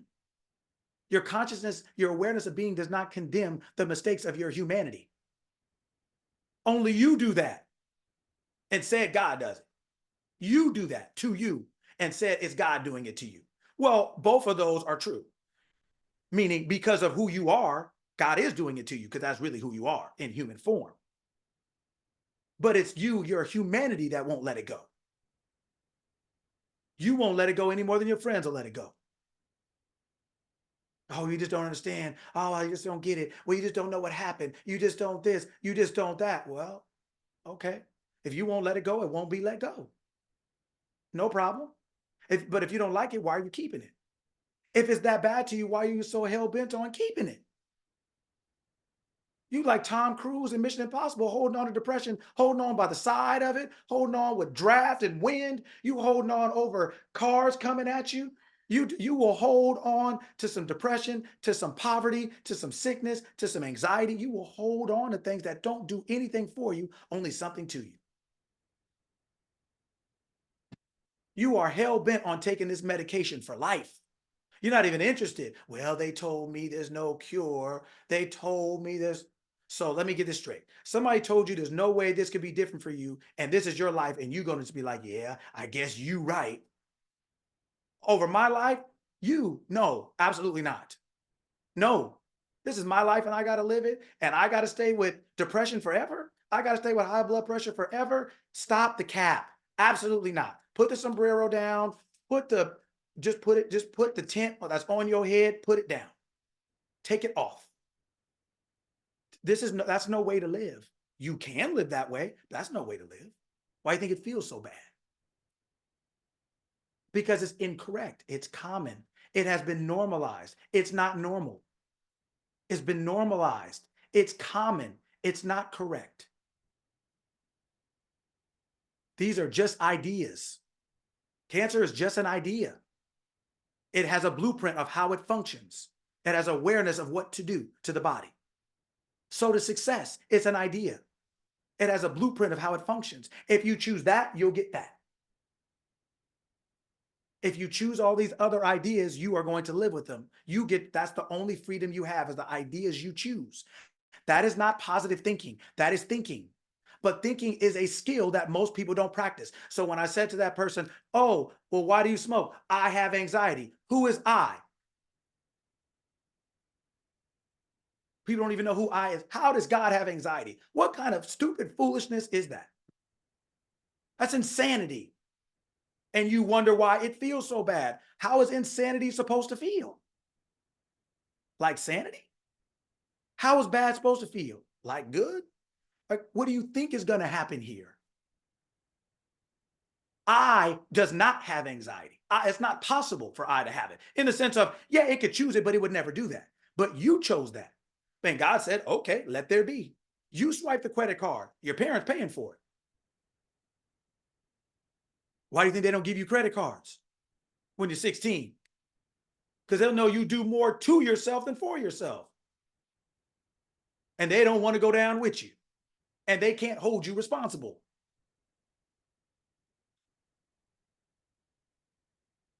So you're saying you have anxiety. The humanity, God does not have that. That's insanity. But you forgot who you are, so you think you are Cisco. You think you are Michelle. You think you are the physical body that you're operating. But that's like you driving down the street in a Ford, and I'm like, hey Ford, you'd be like, that ain't my name. Why? You in it? You driving it? You got insurance? You got it has a name. Well, doesn't your body have a name? Aren't you driving your body? Don't you have medical insurance? What's the difference? But you'll separate yourself from your car because you know that even though you're in it, that's not who you really are. Well, you're in your body. That's not who you are. That's why it's called your car, just like it's called your body. That's why they're called your tires, like it's called your arm. They're not you, they're yours. They're yours to possess. But in maturity, you take care of your car because you know you need it. In maturity, you take care of your body because you know you need it. But it's your possession, it's not you. But if it's your possession, who has more authority over it than you? Who should? Who? There's no one else to keep you healthy. Oh, people can try to help you, but there's only so far they can go because they're not you. If you're not willing to change your concept of yourself, you will be sick. Some of the best people I know are the sickest people I know. They should just rent a room in a hospital. They should just go on and just rent a room, man. Just save you some money. Go on and just start renting here. You guys got a place I can stay? Can I stay in the corner of the lobby for $1,500 a month? You might as well, you'll save your time going, you in there so often. I mean, I know your doctor's name. If you put me on speaker, I'd be like, hey, what's going on? How's everything? How's the golf coming? You in there so often, I might as well start talking to him. Every time I talk to you, either on your way there or you're either on your way, you're there, or you just left. Best people I know. Nice, kind, sweet, but don't know how to think. Ignorance of the law is no excuse. That's why you don't let your baby run out chasing a ball into a street. Doesn't matter they're only 3 years old. They'll get hit. If you don't learn how to control your mind and the thoughts that you entertain, you wouldn't let a fool in your house. Why would you let that thought in your mind? You wouldn't entertain a thief or a murderer not knowingly. Why would you entertain that thought then? You wouldn't let them in your house because you know what happens if you let them in. Why would you let that in your mind? Only because you don't know what happens when you let it in. Oh, well, I just can't help it. Oh, I just don't, I can't, this is just too much. Oh, they're just positive thinking that's just too much. I mean, you can't be happy all the time. Nobody said nothing about being happy all the time. Nobody said that. It's about making good choices all the time. I love basketball when I played it. I didn't like going to practice every day. I didn't like going to practice every day, but I still went because I understood what happened if I did it. I'm not happy all the time. I don't feel like taking the high road in my mind all the time. But I understand I can only entertain this thought so long before some stuff starts jumping off. If I don't put this fire out when it's a little bit, if I turn my back and look around, it'd be like California in August. There'll be a fire over here, a fire over there. Boy, we got more fires than Smokey the Bear can handle. We keep Smokey the Bear employed. In California, we got a fire jumping off like it's a party. Like it's summer and everybody throwing their own backyard barbecue. That's what we doing. We out here, the hills are out there barbecuing. In California constantly in the summer. It's not, this is for the people in class. People in class during the week, not you. People in class during the week, faith is. Choice. Faith is. A decision. A decision. Faith is not emotional. Faith is not personal. So when I say to you, oh man, I don't feel like thinking the way I need to every minute of every second of every day, I don't. This is not positive thinking. I'm not trying to stay on the highest vibration of all time. That's not life. However, it's still my responsibility. I go to practice just because I know I need to. I ain't always up in there skipping like I'm some kind of ballerina. Sometimes I'm like, oh God, let me just get this over with, but I know I need to be here. Because if I don't, my playing time is affected, right? Sometimes you got to cook for your kids, not because your back is not hurting, but because, shoot, if you don't, it's going to be worse than your back hurting. Right? So you don't always have to do things in the highest and best mood, but you can't be moody. Meaning you have to learn how to control your ideas, the thoughts and the feelings you're entertaining, because those are creating your moods. And moods, Winston Churchill said, the ideas and moods of men create societies, essentially, paraphrasing. It's your ideas and your moods. What you're entertaining is what you end up expressing. Your experience is what you express. I do this all the time, but I'll do it again. Your experience determines what you express. Okay, so let me pick somebody I don't normally pick. Who have I not talked to here? Who have I not talked to? Who is that right there next to Johnny? That's Elizabeth. All right, Elizabeth, guess what? You're up. That's Nice my to meet. boyfriend. Nice to meet you. So what? Now, Nice to meet you too. have you ever been to California? No, I haven't. Okay, Going soon. You want to? Great. My sister's Okay. moving. Okay, listen. So what? Now listen here. You've never been to California. Okay, I want you to tell me what California is like. I can't because I never been experienced it. So that means since you haven't experienced it, you cannot what? I cannot speak how California is. So you can't express it. Mm-hmm. Okay, so if you don't have the idea in your mind, how do you think you get that in your life? You gotta get there. Yeah, but so I'm saying to you, if you never have an idea of something in your mind, how do you get that in your life? If you never have an idea, you can't. You gotta can't. study it. You can't. Mm-hmm. Right? So it's the same thing. So when we look around with at a whole bunch of stuff we don't like, and then we say, well, that wasn't me, how's that possible? How did you express something before? How did you express something and not have the experience? How did the outcome come without the idea? It's not possible, right? So anything that we want to express differently, we have to first experience differently. Anything we want to change in our physical world, we have to first change in our mind, because our mind creates the physical world. Our physical world does not create our mind. Our physical world can influence our mind. What does that mean? You wake up in a good mood, right? You have an experience. You wake up, you're in a good mood. Now somebody comes, right? You see Johnny and he says something ridiculous. Guess what? He can influence, but he can't change, but he can influence. And guess what? You got a decision in that moment. Are you going to keep the mood that you created, or another one that someone offered you? Guess what most of us are doing? Boy, we out there trading plates. We out here like elementary school, like, hey, what you got? Let's trade your sandwich for my fruit roll-ups. We done changed, boy. By the time you get home, your parents don't know what you ate. Mom, my stomach is hurting. Why? Well, what did you eat? Did you eat that thing? Well, I had some celery. I didn't put that in there. Well, I had a fruit roll. I didn't put that in there. Well, I had 2 cookies. Did you even eat the lunch I gave you? Right? Yeah, we wake up in these great moods. Boy, by the time you singing, and you real good because it's Monday and you just came out of church on Sunday. So Monday morning, you want to keep it rolling. So you got Yolanda Adams on. Oh, the glory of the Lord. And everybody's just, boy, keeping it higher than a satellite on the way in. Boy, and it's just feeling good, right? You had your little coffee, you got your little thing going.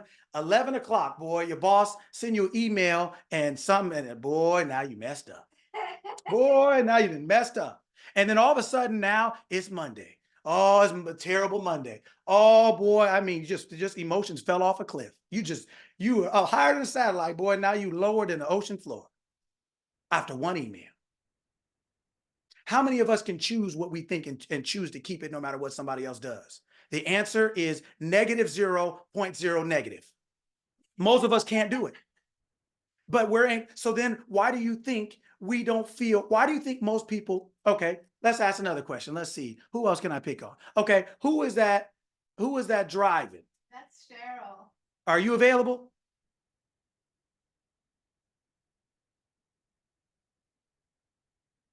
Tell her I can't hear her. Hey, how are you? Good, wonderful. Okay, I don't care either. Now, here's this question for you. See, now you made me forget my question. Wait, hold on a second. What was I going to say? Tell me what I was going to say. God, read my mind. What is your problem? Okay, what was I going to say? What was I going to say? All right, I'll come back to you when I remember what I'll say, because you distracted. You mentioned the lunches and your parents. You didn't eat what I packed you up, and then we were doing good. We go to church, and then And we're then on the high. and you set the email off. And you send the email okay. to mess me up. All right. Well, I'll come back to you, Cheryl. So just keep your mind on. You get a chance to stretch. It's halftime. All right. Right. But I'm coming back. All right. So what I'm saying to you all is when I say cancer is an idea, When I'm saying that certain things are certain things, I'm not saying that they're not physical reality. What I'm saying is it is the creation of, the idea created that. That's an idea that comes into your physical world as a result of your choices, of what you think you are or aren't. It's not luck. It's not random. It doesn't just happen. You just didn't think that if you thought that's what it would lead to. Right? You know, you see kids doing something and you ask them, what are you doing? What's their answer? Nothing. What's their answer? I don't know. I don't know.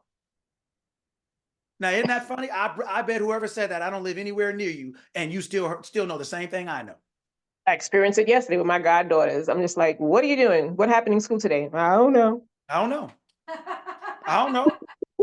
I don't know. But guess what? Guess what? At least the kids admit it. You know what adults will say? Why are you doing that? I'm grown. Just tell the truth. You don't know. Why do you smoke? I got anxiety. Who's I?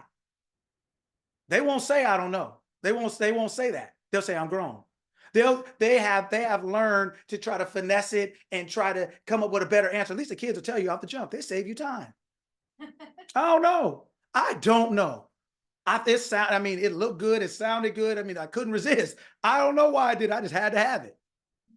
At least they'll tell you the truth. Adults, boy, will come up. They'll turn into Edgar Allan Poe, Langston Hughes, Maya Angelou. They will turn to the most oratorical geniuses, literary poets over instead of saying, I don't know.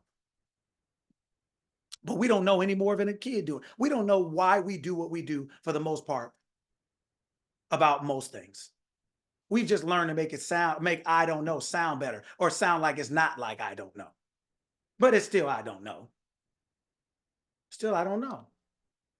Right? So these are all ideas that we're entertaining. And if you want to change your physical world, you have to change the ideas that you're entertaining. Because the ideas that you're entertaining, selecting, are creating the physical world you call reality. Ideas are reality. Reality that you call reality is nothing but a receipt. It's nothing but the effect. The idea is the cause. The idea is what's making it happen to you. And your freedom, your only true freedom, is to choose the ideas you entertain. The ideas, when you choose an idea, let's see if somebody can finish this sentence. When I choose an idea, I am doing what? Create my reality. Choosing my life. Reality. Creating Okay. my reality. What's another thing you're doing? Choosing my life. Choosing your life. What's another thing you're doing? Choosing my freedom. Choosing your freedom. You are also predicting your future.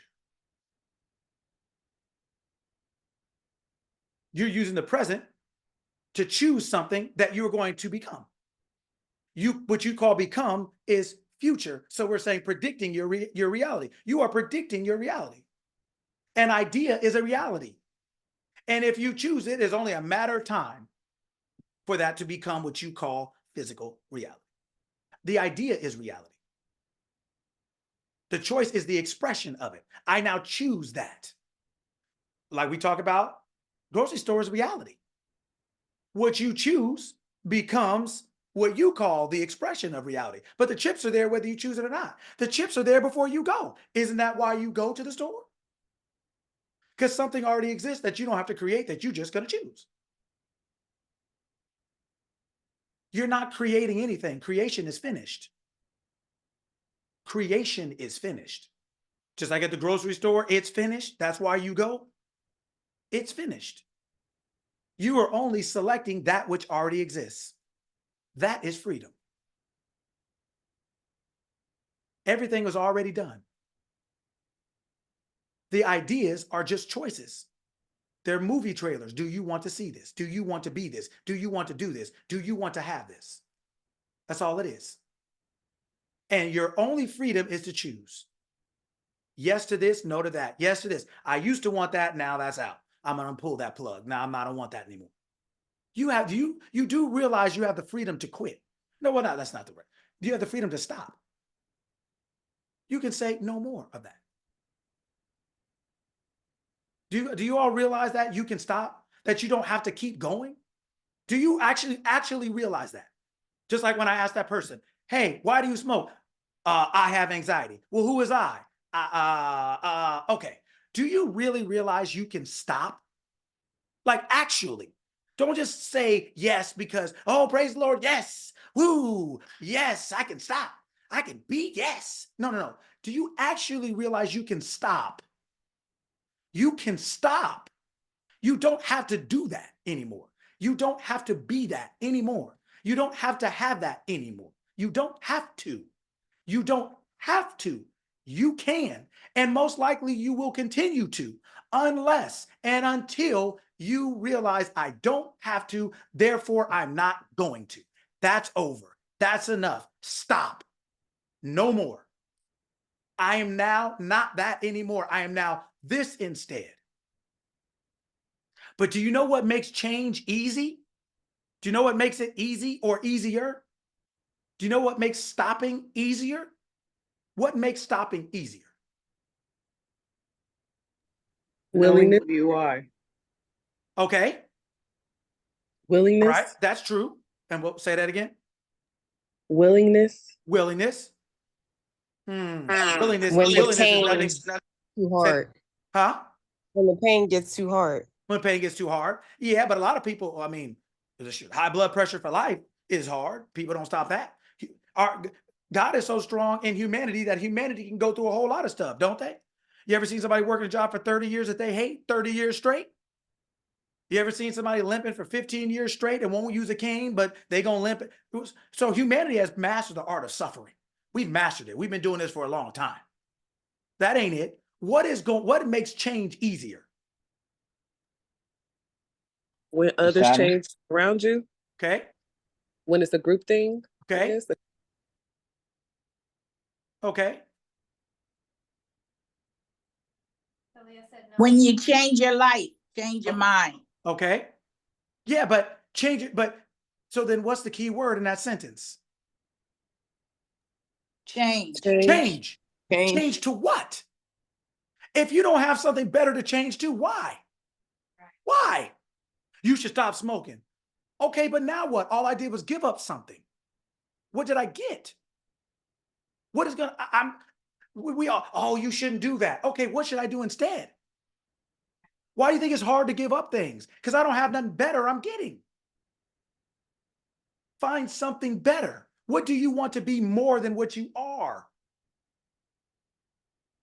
When you find what you want to be more than what you are will leave quick. Because I want to be something more. I want to be something more. I mean, just think about the things people do that they wouldn't do otherwise. How many women go on diets before their wedding? How many people get in shape before their class reunion? Yeah. How many guys start working overtime when you're trying to date that girl because you don't want to say no to a date and you trying to take them to the best place you could take them historically? Look at all the things you'll do when something really got your attention. Now, without it, would you do that? Absolutely not. Oh, I can't do that. I can't do it. Girl, I'm getting married. Shoot, I'm vegan and I'm only eating organic. And I'm telling you, I'm on a 3-mile walk every 3 times a day. And guys like, bro, what you doing? Oh man, I'm at work. You're like, at work? You don't even hardly go to work on time. Why are you at work still? Oh man, about a week later, man, where you been? Oh man, I just met this girl, man. Oh, that's why. Oh, okay, makes sense. He motivated now. Oh, he motivated. His car never clean. Now it looks like it's a showroom floor every day. Every day. I'm like, wait, you start realizing, you're like, well, wait a minute. Something's happening here. Yeah, you start realizing that something changed. Something got their attention that was greater than something that had it. Oh, people change. People can change. And people can change quicker than you believe. But humans work off incentive. Our humanity works off incentive. Why do you think your desire has 2 things? Your desire has 2 things. Humanity works off incentive. Your desire has 2 things. What are they? What is the outcome of your desire? It has 2 components to it. What is it?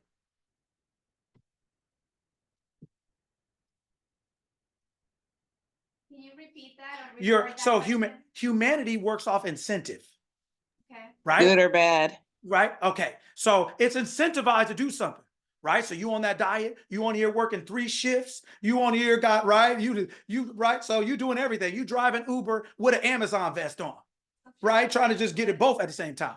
So humanity works off incentive. So every desire that comes from God, because all your desires come from your consciousness as a desire, as so that it can be expressed in physical form. So it's not coming from you, it's coming to you. It's not coming from your humanity, it's coming to your humanity. Because it is you saying, I got in this car because I want to go somewhere. I got in this body because I want to go somewhere. Right? So your idea is to get your body to say, it doesn't need your help, it just needs your permission. You don't have to help your desire. It doesn't need your help. It already came to you as is, ready, locked, and loaded. It just needs your permission for you to say, yeah, come on in. I am that. And the idea that came to you clear has its own way of unfolding itself. It does not need your help. It just needs your permission. But it needs your permission. So your permission is incentivized. So what is 2 things you get from a desire? So Cheryl put pleasure in the chat. Okay. So pleasure is okay. So pleasure is what? The outcome? Is the outcome. Is pleasure physical or non-physical?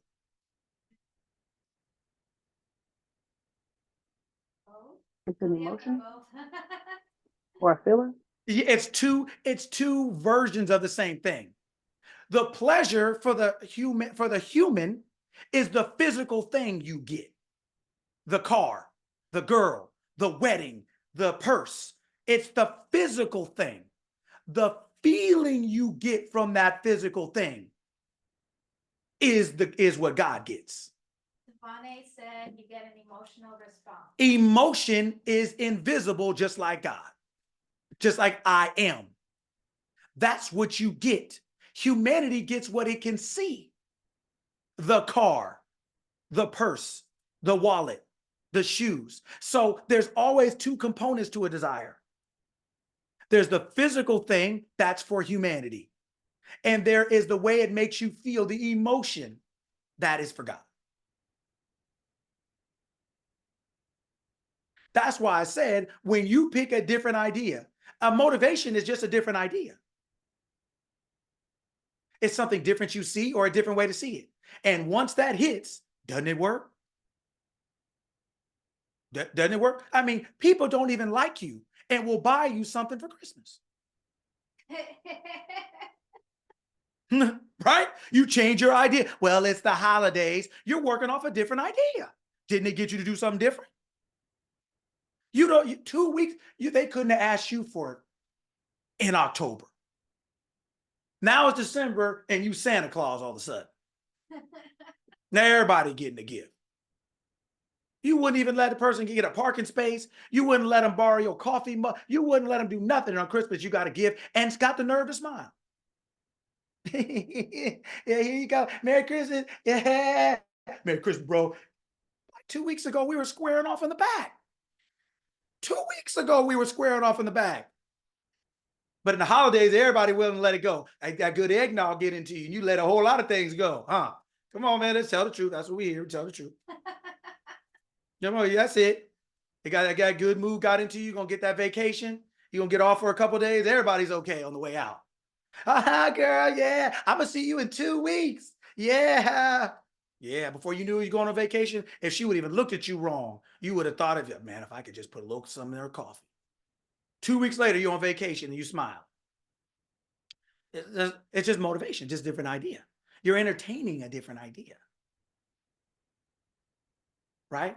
What is a business? Jesus, we got to talk about this. What? An idea? An idea. Guess whose idea it is? Okay. So guess who it reflects? Me. So then who are you? Who are you? Who are you? I got anxiety. Who is I? I got a business. Who is I? Whoever you think that I is guess what? I got anxiety, or I'm bankrupt, or I'm wealthy, or this is working, or it's not. It's all going according to I. whoever you believe and whatever you believe that to be. Is how this is going. It is a physical expression of whoever you believe yourself to be. That's what your business is, a physical reflection of who you believe I is doing business. Because I is doing business. It's like I have anxiety. I am anxious. God is anxious. Well, how does that work? That's not really the truth, but you can experience it. So therefore, since it's not the truth, it is a lie. And since it's a lie, it will enslave you. It will feel bad. I am has a business. I am is using anxiety or business as a form of expressing itself based on what or who it believes itself to be. So your business is not going to be better than you. It's not going to be worse than you either. Your health is not going to be better than you. It's not going to be worse than you either. It's a direct reflection of you. Direct. I'm talking about equals. 2 plus 2 equals 4. You plus your business equals you. Look, you know what? Hold it. Wait. I'm gonna write it down because I want you to see it. I want you to see it. Okay. So 2 plus 2 equals 4. You plus your business equals you. You. Now, you can put business, your health, your money, right? Your sanity, right? Your relationships. They are all reflections of you. That's why they're called your. Guess whose possession this is? You. Only in ignorance do you think you can separate yourself from it. Only in lack of knowledge do you think you can separate yourself from that. You cannot. All you can do in this equation is choose who you is, because what you choose in the beginning, you will see in the end. The middle, business, health, and all these things are just they are the things that you're doing, the expression, the things that you're doing, that you are doing, right? That reflect who you believe yourself to be. You want to change your business? Change you. You want to change your health? Change you. Change your concept of yourself. Change your concept of yourself in relation to it. I am the person who this. Your business is not a living thing. Your body is not a living thing. They are things that you, the living being, make alive. Your house is not a living thing. Go leave it for 6 months and see how alive it is. See how much dust is in there, and rats and birds and everything will be in there. That your building or your house without a living being in it is called abandoned after a certain amount of time, right? How can it be abandoned if it's a house? Because it's not really a house. It's not really that. Without you, it's nothing. Without you, health is nothing. Without you, anxiety is nothing. Anxiety needs you. It needs you to keep it alive. Cancer needs you to keep it alive. Do you think anybody in the graveyard has cancer? Anybody? You think anybody in the graveyard has high blood pressure? Not without life. It can't. It cannot. It needs you. You don't need it. It needs you. So if you don't need it and it needs you, isn't that the way? Sometimes you be like, man, what did I say? Man, you go over there and sit down. You talk to your kids, you be like, look, I'm the authority here. This is the way. Okay. Well, then what's the difference between your kids and your body? They're both possessions of you. So if you can, so guess what happens when you don't control your kids? The school's calling you, the police is calling you, the neighborhood hates you, and they calling you. And yeah, because they're saying you're responsible for that. These are yours. Well, you're responsible for your body. You're responsible for your health. You're responsible for your money. You're responsible for your relationships. You are. But you know, oh, that's why. That's why. Perfect. Yeah, I hope you stretch because I'm coming back. That's right. Responsible. Here we go. Cheryl, you're up.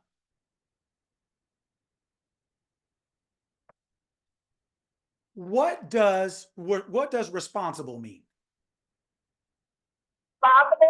Yes, responsible. Yes. So taking errors of it. Say it again. I don't want to use the word responsible in it, but you're taking authority of it. You're taking, okay, responsibility is authority. That's very good. You're taking authority over something. Okay. So then let's see here. Who else can I pick on today? Because let me see. Okay. Who is that right under Karen? On the far right. Third one on the right. Oh, Sarita.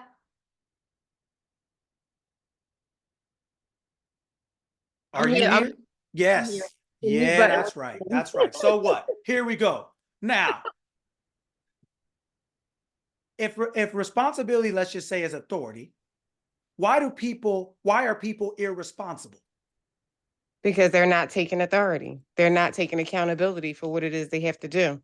Why do you think people don't take accountability? Because it's not easy. Why would it not be easy? Because the stories that we tell ourselves, the ideas surrounding it, because it's not really what we want to do at times. Okay. So then, whether it's an ignorance or performance, we are not responsible. But in order to be responsible in the end, what do you have to be up here? Accountable. Nope. F. Failed. Sorry. Right? Let's see. Good. Wonderful. Great to have you. We're moving on. Thank you. No, thank you. Thank you. Let's see here. Who else can I get on today? Kari.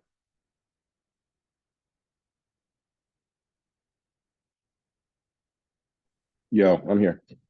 In order for someone to be responsible, they first must be what? Alive. Aware. Alive. Yes. Yes. Yes. Now they're in the situation. They're alive. They're conscious. They're in the situation. In order for someone to be responsible, what must they be first? I think they have to care about the situation. Okay. If they Let's don't say care they about do. it, they don't. Okay. Able to respond, cares about the situation, alive. Stop. The beginning. What did you say? What did you just say? The first one. Able to respond. Able to respond. In order for people to be responsible, you must be response able. Able. Most people are not response able because they're not response able. Most people are not response able. They are not able to respond. Just think of anybody who's ever worked at a daycare or worked around kids and things like that. Why do you think kids are so irresponsible? What are you teaching them as a teacher or as a parent? What are you teaching them? Just follow my orders. Yes. Don't go on your own. What is your goal as a parent? What are you trying to instill in a child in order for them to be responsible? You want them to be able to think for themselves. You want them to be response able. Right. You are instilling their ability to respond to something. That ability has to be trained. That ability has to be honed and conditioned so that they're able to respond. People can't be, that's like holding your child accountable for not driving you around. How do you hold somebody accountable for an ability they don't have? If you have never learned how to swim, at 75, do you know how to swim? So then what does age or how long you've been on the planet have to do with something that you have to choose to condition or to learn how to do? We think people should be responsible just because they are an adult and they have a mustache, or they have a degree, or they are driving a car. You are not responsible in any area of life that you are not response able. And you are not response able to respond in any area of life you have not been trained or conditioned or educated or informed or instructed to be able to respond in. You are not. Then, and if that's the case, then you can't be accountable. It's not possible. It doesn't matter whether you want to take accountability or not. You can say, yeah, it's my fault. But what are you going to do? What is that going to do? That's not going to give you the skill. You can say, yeah, I didn't do that. But better yet, you could probably know either I don't know how to do it, or I don't know how to do what I don't feel like doing. It's still an inability.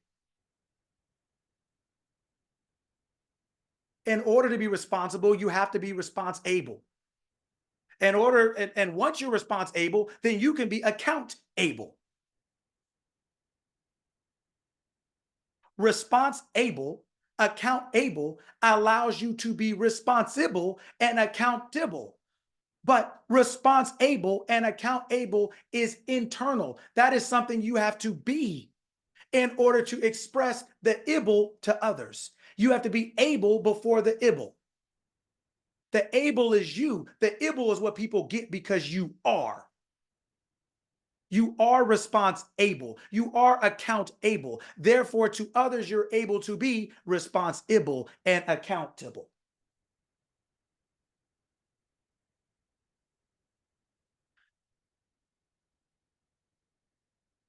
I am talking to you about the laws of mind, the laws of consciousness, the laws of awareness.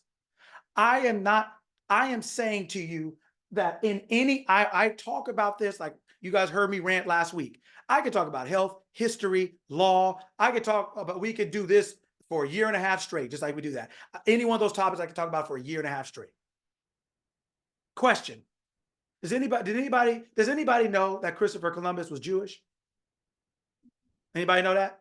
Okay, right. I know he was a brown man. Right. So did anybody know that? Right. So what I'm saying, if I go history, law, health for a year, I could do this for a year and a half straight with all kind of stuff, and you'd be sitting here like, what? Right? But everything I tell you, you can always look up. I'm not a pastor that you just have to say yay and amen. Don't. There's a great book called downstairs. The Jewish Pirates of the Caribbean. Yeah. I think it's called that. The Jewish Pirates of the Caribbean. Go on Amazon and get it. Go on Amazon and look and see why Christopher Columbus why they had to leave Spain. And then Portugal after that. Go on and look at why see why they went on why they left in 1492. See why they really left. Nobody gonna tell you that though. Right? But my point is I could talk about that for a year and a half. Health too, law too. But why do you think I talk about this instead? Because none of that matters.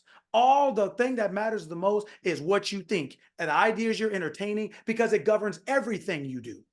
There's no area of life that doesn't touch or affect. You are everything you will ever be physically because you are that first mentally. First, you are what you call human, your physical world. Everything in your physical world that you can taste, touch, see, smell, first came from an idea, first came from your consciousness, first came from your awareness. That's why I talk about this. And once you understand that, then you understand that this governs every area of your life. There's no part of life this doesn't touch and govern. That this is what is going. Once you understand this, you will be able to be response able. You will be able to be account able. You will realize that I got it. I can do it. I understand now. And it's automatic. The symptom of response able is responsible. The symptom of account able is accountable. It is the expression of the experience. Response able, account able is a mental condition that expresses itself physically in responsible and accountable. That's why people can't do it. Having a body and being an adult doesn't make you response able or account able. I talk about the laws of mind because this governs everything.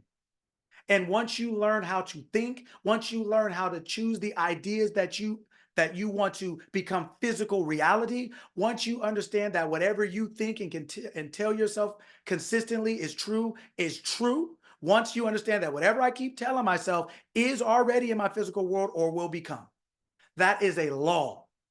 As above, so below. As within, so without. Above and within are the same. Below and without are the same. Above and within are first. Below and without are expressions. Above and within are Above and within are first. Below and without are not, right? So it is important for you to understand that. Oh shoot, I guess. Right? It's important for you to understand the order of things. The order is, as you think, so you are. As you think, so you are. And you get to only choose what you think. You don't get to choose what you are. You get to make the choice. You don't get to choose the consequence. As you understand that, then you'll start to realize that life is lived in the mind. It's expressed in the body. You are living in your mind. Everything, the universe is mental. All is mind. All is mind. Everything, your health is mine, your wealth is mine, your relationships are mine, your body is mine. Everything is an expression of your concept, what's going on in your mind. The ideas that you are entertaining become physical. That's the only choice you make. That is your freedom, is your ability to choose the ideas that you accept and entertain as true, because they're all true. Meaning you have the ability to make them all. You have the ability to make them all. That is why we talk about this more than anything else. Because this is all that matters. This controls everything. Every aspect of your life, every aspect of your world, every desire you would ever have comes to your mind from you. From I am to Cisco. From I am to the mind. The mind is a repository where ideas that I am puts there. Your mind is like Costco for I am. It puts everything in it. Then it goes shopping. I want to do this. I want to do that. I want to do this. I want to do that. It uses an idea, the product, to have the experience.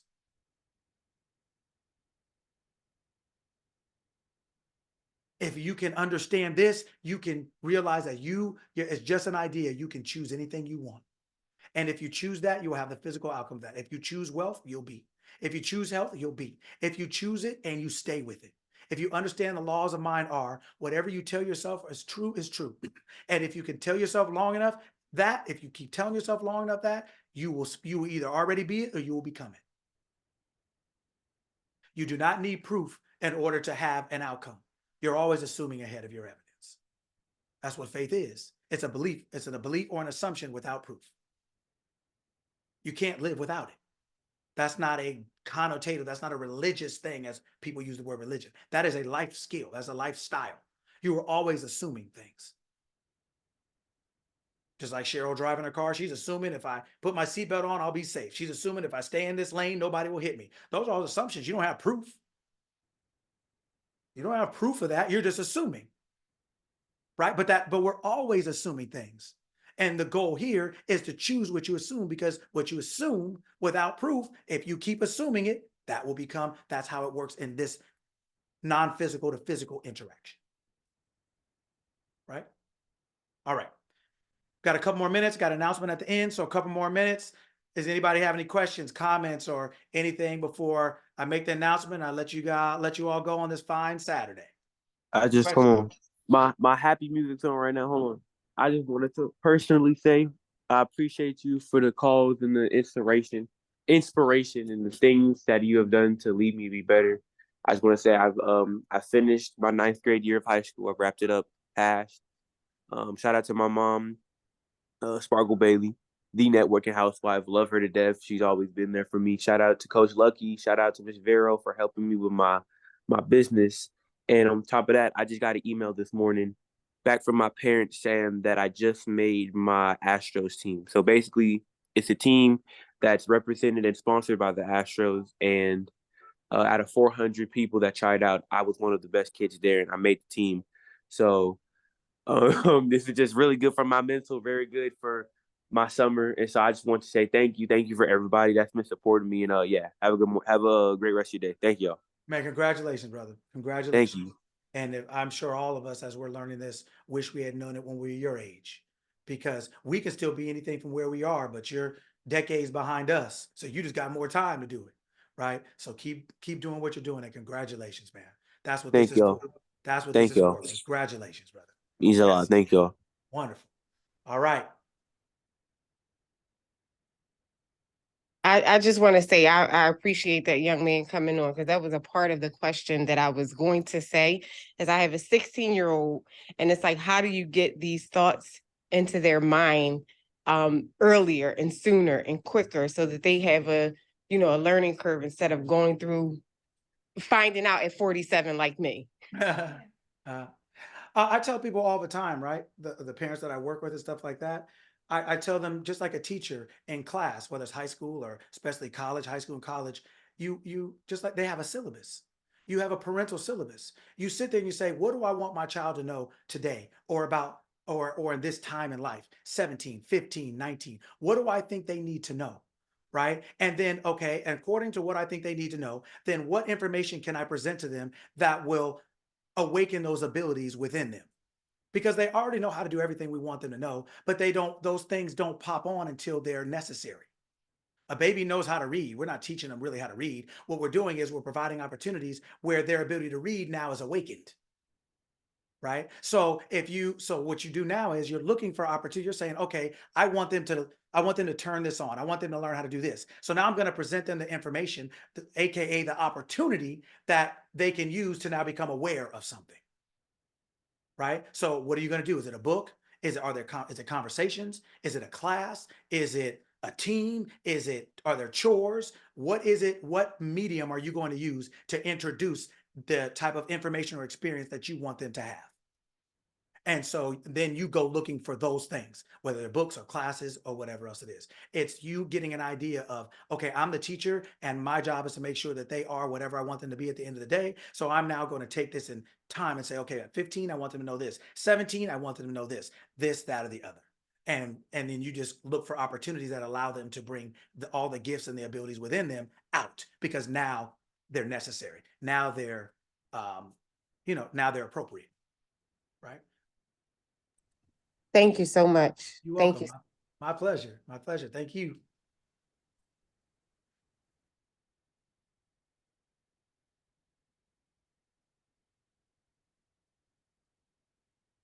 All right. Anyone else before I make the announcement? All right. Wonderful. Okay. Now, so for those of you who don't know, we've been doing this class for what? Since February of last year. So it's what, almost a year and a half, somewhere, a year and 5 months, every Saturday. Right. So this started off with a conversation with my brother, and he's wanted me to talk to some people, and now it's this. And to be honest, I don't, even he's not on here today, but I'll give him credit because this all started because of him. But nobody that started then is here now. Not one person. Literally not one person. So this is such a wonderful growth, right? This is such a wonderful experience. So we've been doing this for a year and a half now, almost a year and a half, every Saturday without fail or ceasing, right? So, and now basically it is time to move on. Other things are coming up and other things are happening, and so it is time to basically I got the call to kind of move on, right, inside. So we're going to be doing the Saturday class for another month. At the end of June, the last Saturday of June will be the last Saturday class. So tell one, tell all. If there's somebody you want to know something or hear something, make sure you invite them, because we got another month. And then after that, I'm kind of moving into some other things. I have other things going, other things happening. There maybe be some announcements about other opportunities, but this class is, we do this Saturday class. Some of us on here are in the class during the week. I have other classes I'm teaching, and other individuals, families, relationships, couples, kids, teams. I work with all kind of people. But we've been doing this class for a year and a half almost, and it's been wonderful. So we're going to do it for one more month. And then after that, we're going to basically move forward into some other things, some other iterations, some of which I'll talk to you all about. I'll say this, I normally don't, but I'll say it. If after that, or anytime before, but after that, if you want to join some of the classes that we have going on, one that some of you are in here is Monday, Wednesday, Fridays, 12 o'clock California time.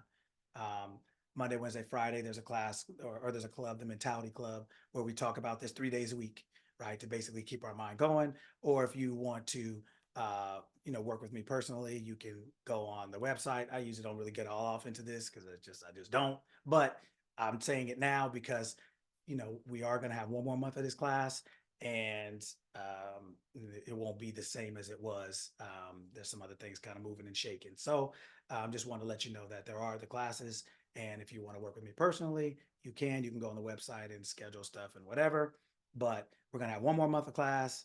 And then there's some other things going. So just wanted to let everybody know, if you have people who want to, that you think could use these messages on Saturday while they're still up and going, invite everybody. It doesn't matter. You don't have to join during the week. You don't have to work with me personally. Like I said, I don't normally get into that, but I'm just letting you know because Saturdays are only going to go for so much longer.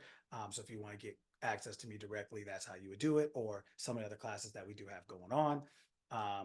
But if so, in the next couple of weeks, if you have some people who you think could use the information we're talking about, you're more than welcome to invite them for Saturday, so that they can, hear some of the stuff that we wish we had known earlier, right? But we're all waking up when it's our time. Everything happens in our time, right? So just want to give you guys that message, heads up.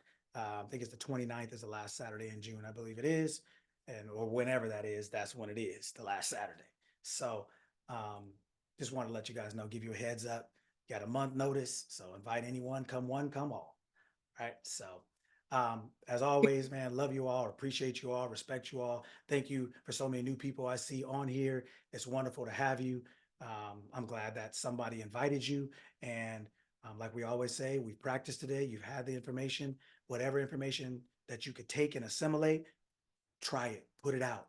None of this matters. We don't need another book club. We don't need another organization. We don't need, this information is for you to assimilate as best as you can and apply it. Test it, prove it, and see. It's not about me. It's about the information. Test it, prove it, and see. You don't need anything else to be devoted to, pray to, worship, or pledge your allegiance to, just to the information. See it, test it, apply it. You can be anything you want to be. You already are. We're just deciding consciously here. Here, we decide consciously what we are instead of unconsciously. We walking forward instead of backward, right? We're walking into it instead of stumbling over it, right? So it is the same. We're not asking you to do anything different, just to be aware of what you're doing so that you can choose. And a lot of times that will be different. That choice will be different, right? So, all right. If there's anything else anyone wants to say, appreciate you all. Hand, yes. Hey, Coach. Yes, sir. I just want to say, this is actually, you just gave us another lesson. Like at the end of you telling us your announcement about, you're moving on and you pivot into something else because you got a lot of other stuff going on. That's just a lesson right there. You just gave us, like, pretty much you just executed in our face, and I appreciate that. Yes, just to, because sometimes we'll stick to something for so long. We be like, I started it, I got to finish it, and and we just keep going. I'm kind of like battling that right now. And just to hear you going through that is really helpful. So I appreciate your transparency, and I'm so happy that I got the time that we did get together with you. So every moment was definitely worth it. I learned a lot. So just want to tell you thank you. Man, I appreciate you, George. I appreciate all of you. And that's something I tell you all, is that we get into things to grow. And because we're in that thing, we grow. And because we're in that thing and we grow, guess what that means? We eventually grow out. That's the part of growing. You can't grow and not grow. You can't grow and not grow up. You can't grow and not grow out. So moving forward isn't a bad thing. Staying too long is a bad thing. Staying when you shouldn't be is a bad thing. Just because you bought the milk, you can't drink it when it expires. You can't just keep it. You have to make sure, drink it when it's ready. And if you miss that time, let it go, buy some more. Or when it's time, let it go and move on. That's the way your consciousness keeps expanding and you become greater and greater and better and better. That is how you start to really see all the things that are in you. We get so attached to something or attached to someone or attached to whatever it is, and we stop growing. Right? Because we're so attached to this thing, we don't want to leave and this or that. It's not about leaving. It's about growing. You owe yourself that. That's why you're here, is to grow. And as long as here represents your growth, stay. But once or if it doesn't, go to where else does. right? This is not something to pledge your fealty or allegiance to in some kind of perverted or incorrect or ignorant way, right? So all of us, right, is continue to grow when you know it's time. And your higher self will let you know when it's time to do something. And if you listen to it, obedience is better than sacrifice, right? He that's willing and obedient, the mind that's willing and obedient will eat the good of the land. You'll not just eat and not just the land from the land, you'll eat the good of it. You'll have the best of life when you listen to yourself, right? Because it's yourself, it's the self of you. And why would God take you down when God is up, right? All the way up, always up. Victory only, victory always, right? That's what we say in class. One of the things we say, victory only, victory always. So thank you all for coming as always. If you want anybody to show up next couple of weeks, invite them all. Come one, come all. Come early. It's open at 6:30 for everybody to laugh, talk, share, ask questions. Come early. That's what it's for. Come early so you can ask questions, so you can share your good news, so you can talk to each other and things like that. That's what it's for at 6:30. And we go 6:30 and we start at 7 and then we're off and running. Then we let you get out of here. So sorry it took a little more of your time today, but just wanted to make that announcement, let everybody know. And just thank you all, man, for coming, allowing me to lose 5 pounds every Saturday up here ranting and raving and, and all the other stuff. And, we got another month worth of doing it. And then, we'll move forward and move onward and upward, ever forward and ever upward. So have a great Saturday, everyone. Thank you all again for coming. Thank you, Veronica, for all your help. Watch the replays on YouTube, the ones we've had, the ones that'll be out later today. For those of you in the class, get that homework done because I am coming Monday with no salutations, just accusations, right? Get it done. And then the club price goes up June 1st. Yes, go ahead. The club right now is $49 a month. On June 1st, the price is going up to $79. So if you want to join before then, so you can get grandfathered into that price, you'll be winning. So thank you all. Appreciate you all. Have a wonderful weekend. Thank you again, Veronica, for all your help on the boards. Coach Lucky, Yes. Lucky. Yes. I just wanted to piggyback off what Vero said. The investment is worth it. It's very much worth it. This is the healthiest accountability community I'm a part of. Because the language is my language, it's relatable, and the accountability is clear. Everyone is growing because everyone is choosing to grow. Everyone is choosing to look at themselves instead of looking at others. And this is like ultimate accountability. I'm super excited. I'm sad that we won't be here on Saturdays no more. Everybody's being all strong. I'm like, no.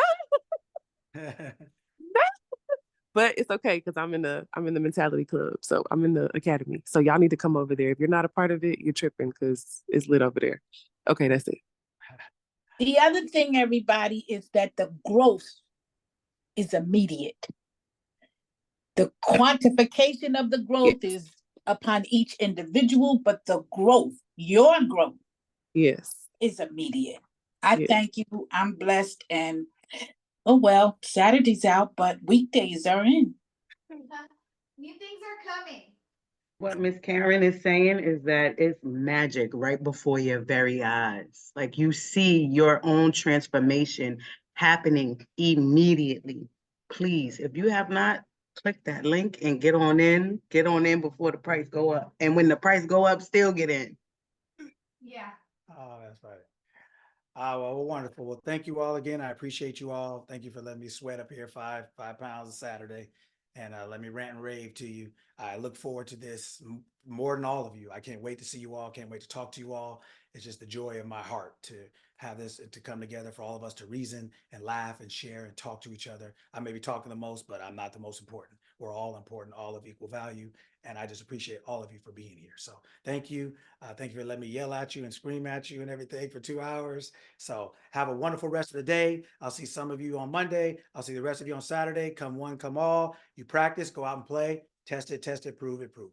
All right. See you all later. Have a good one. Peace.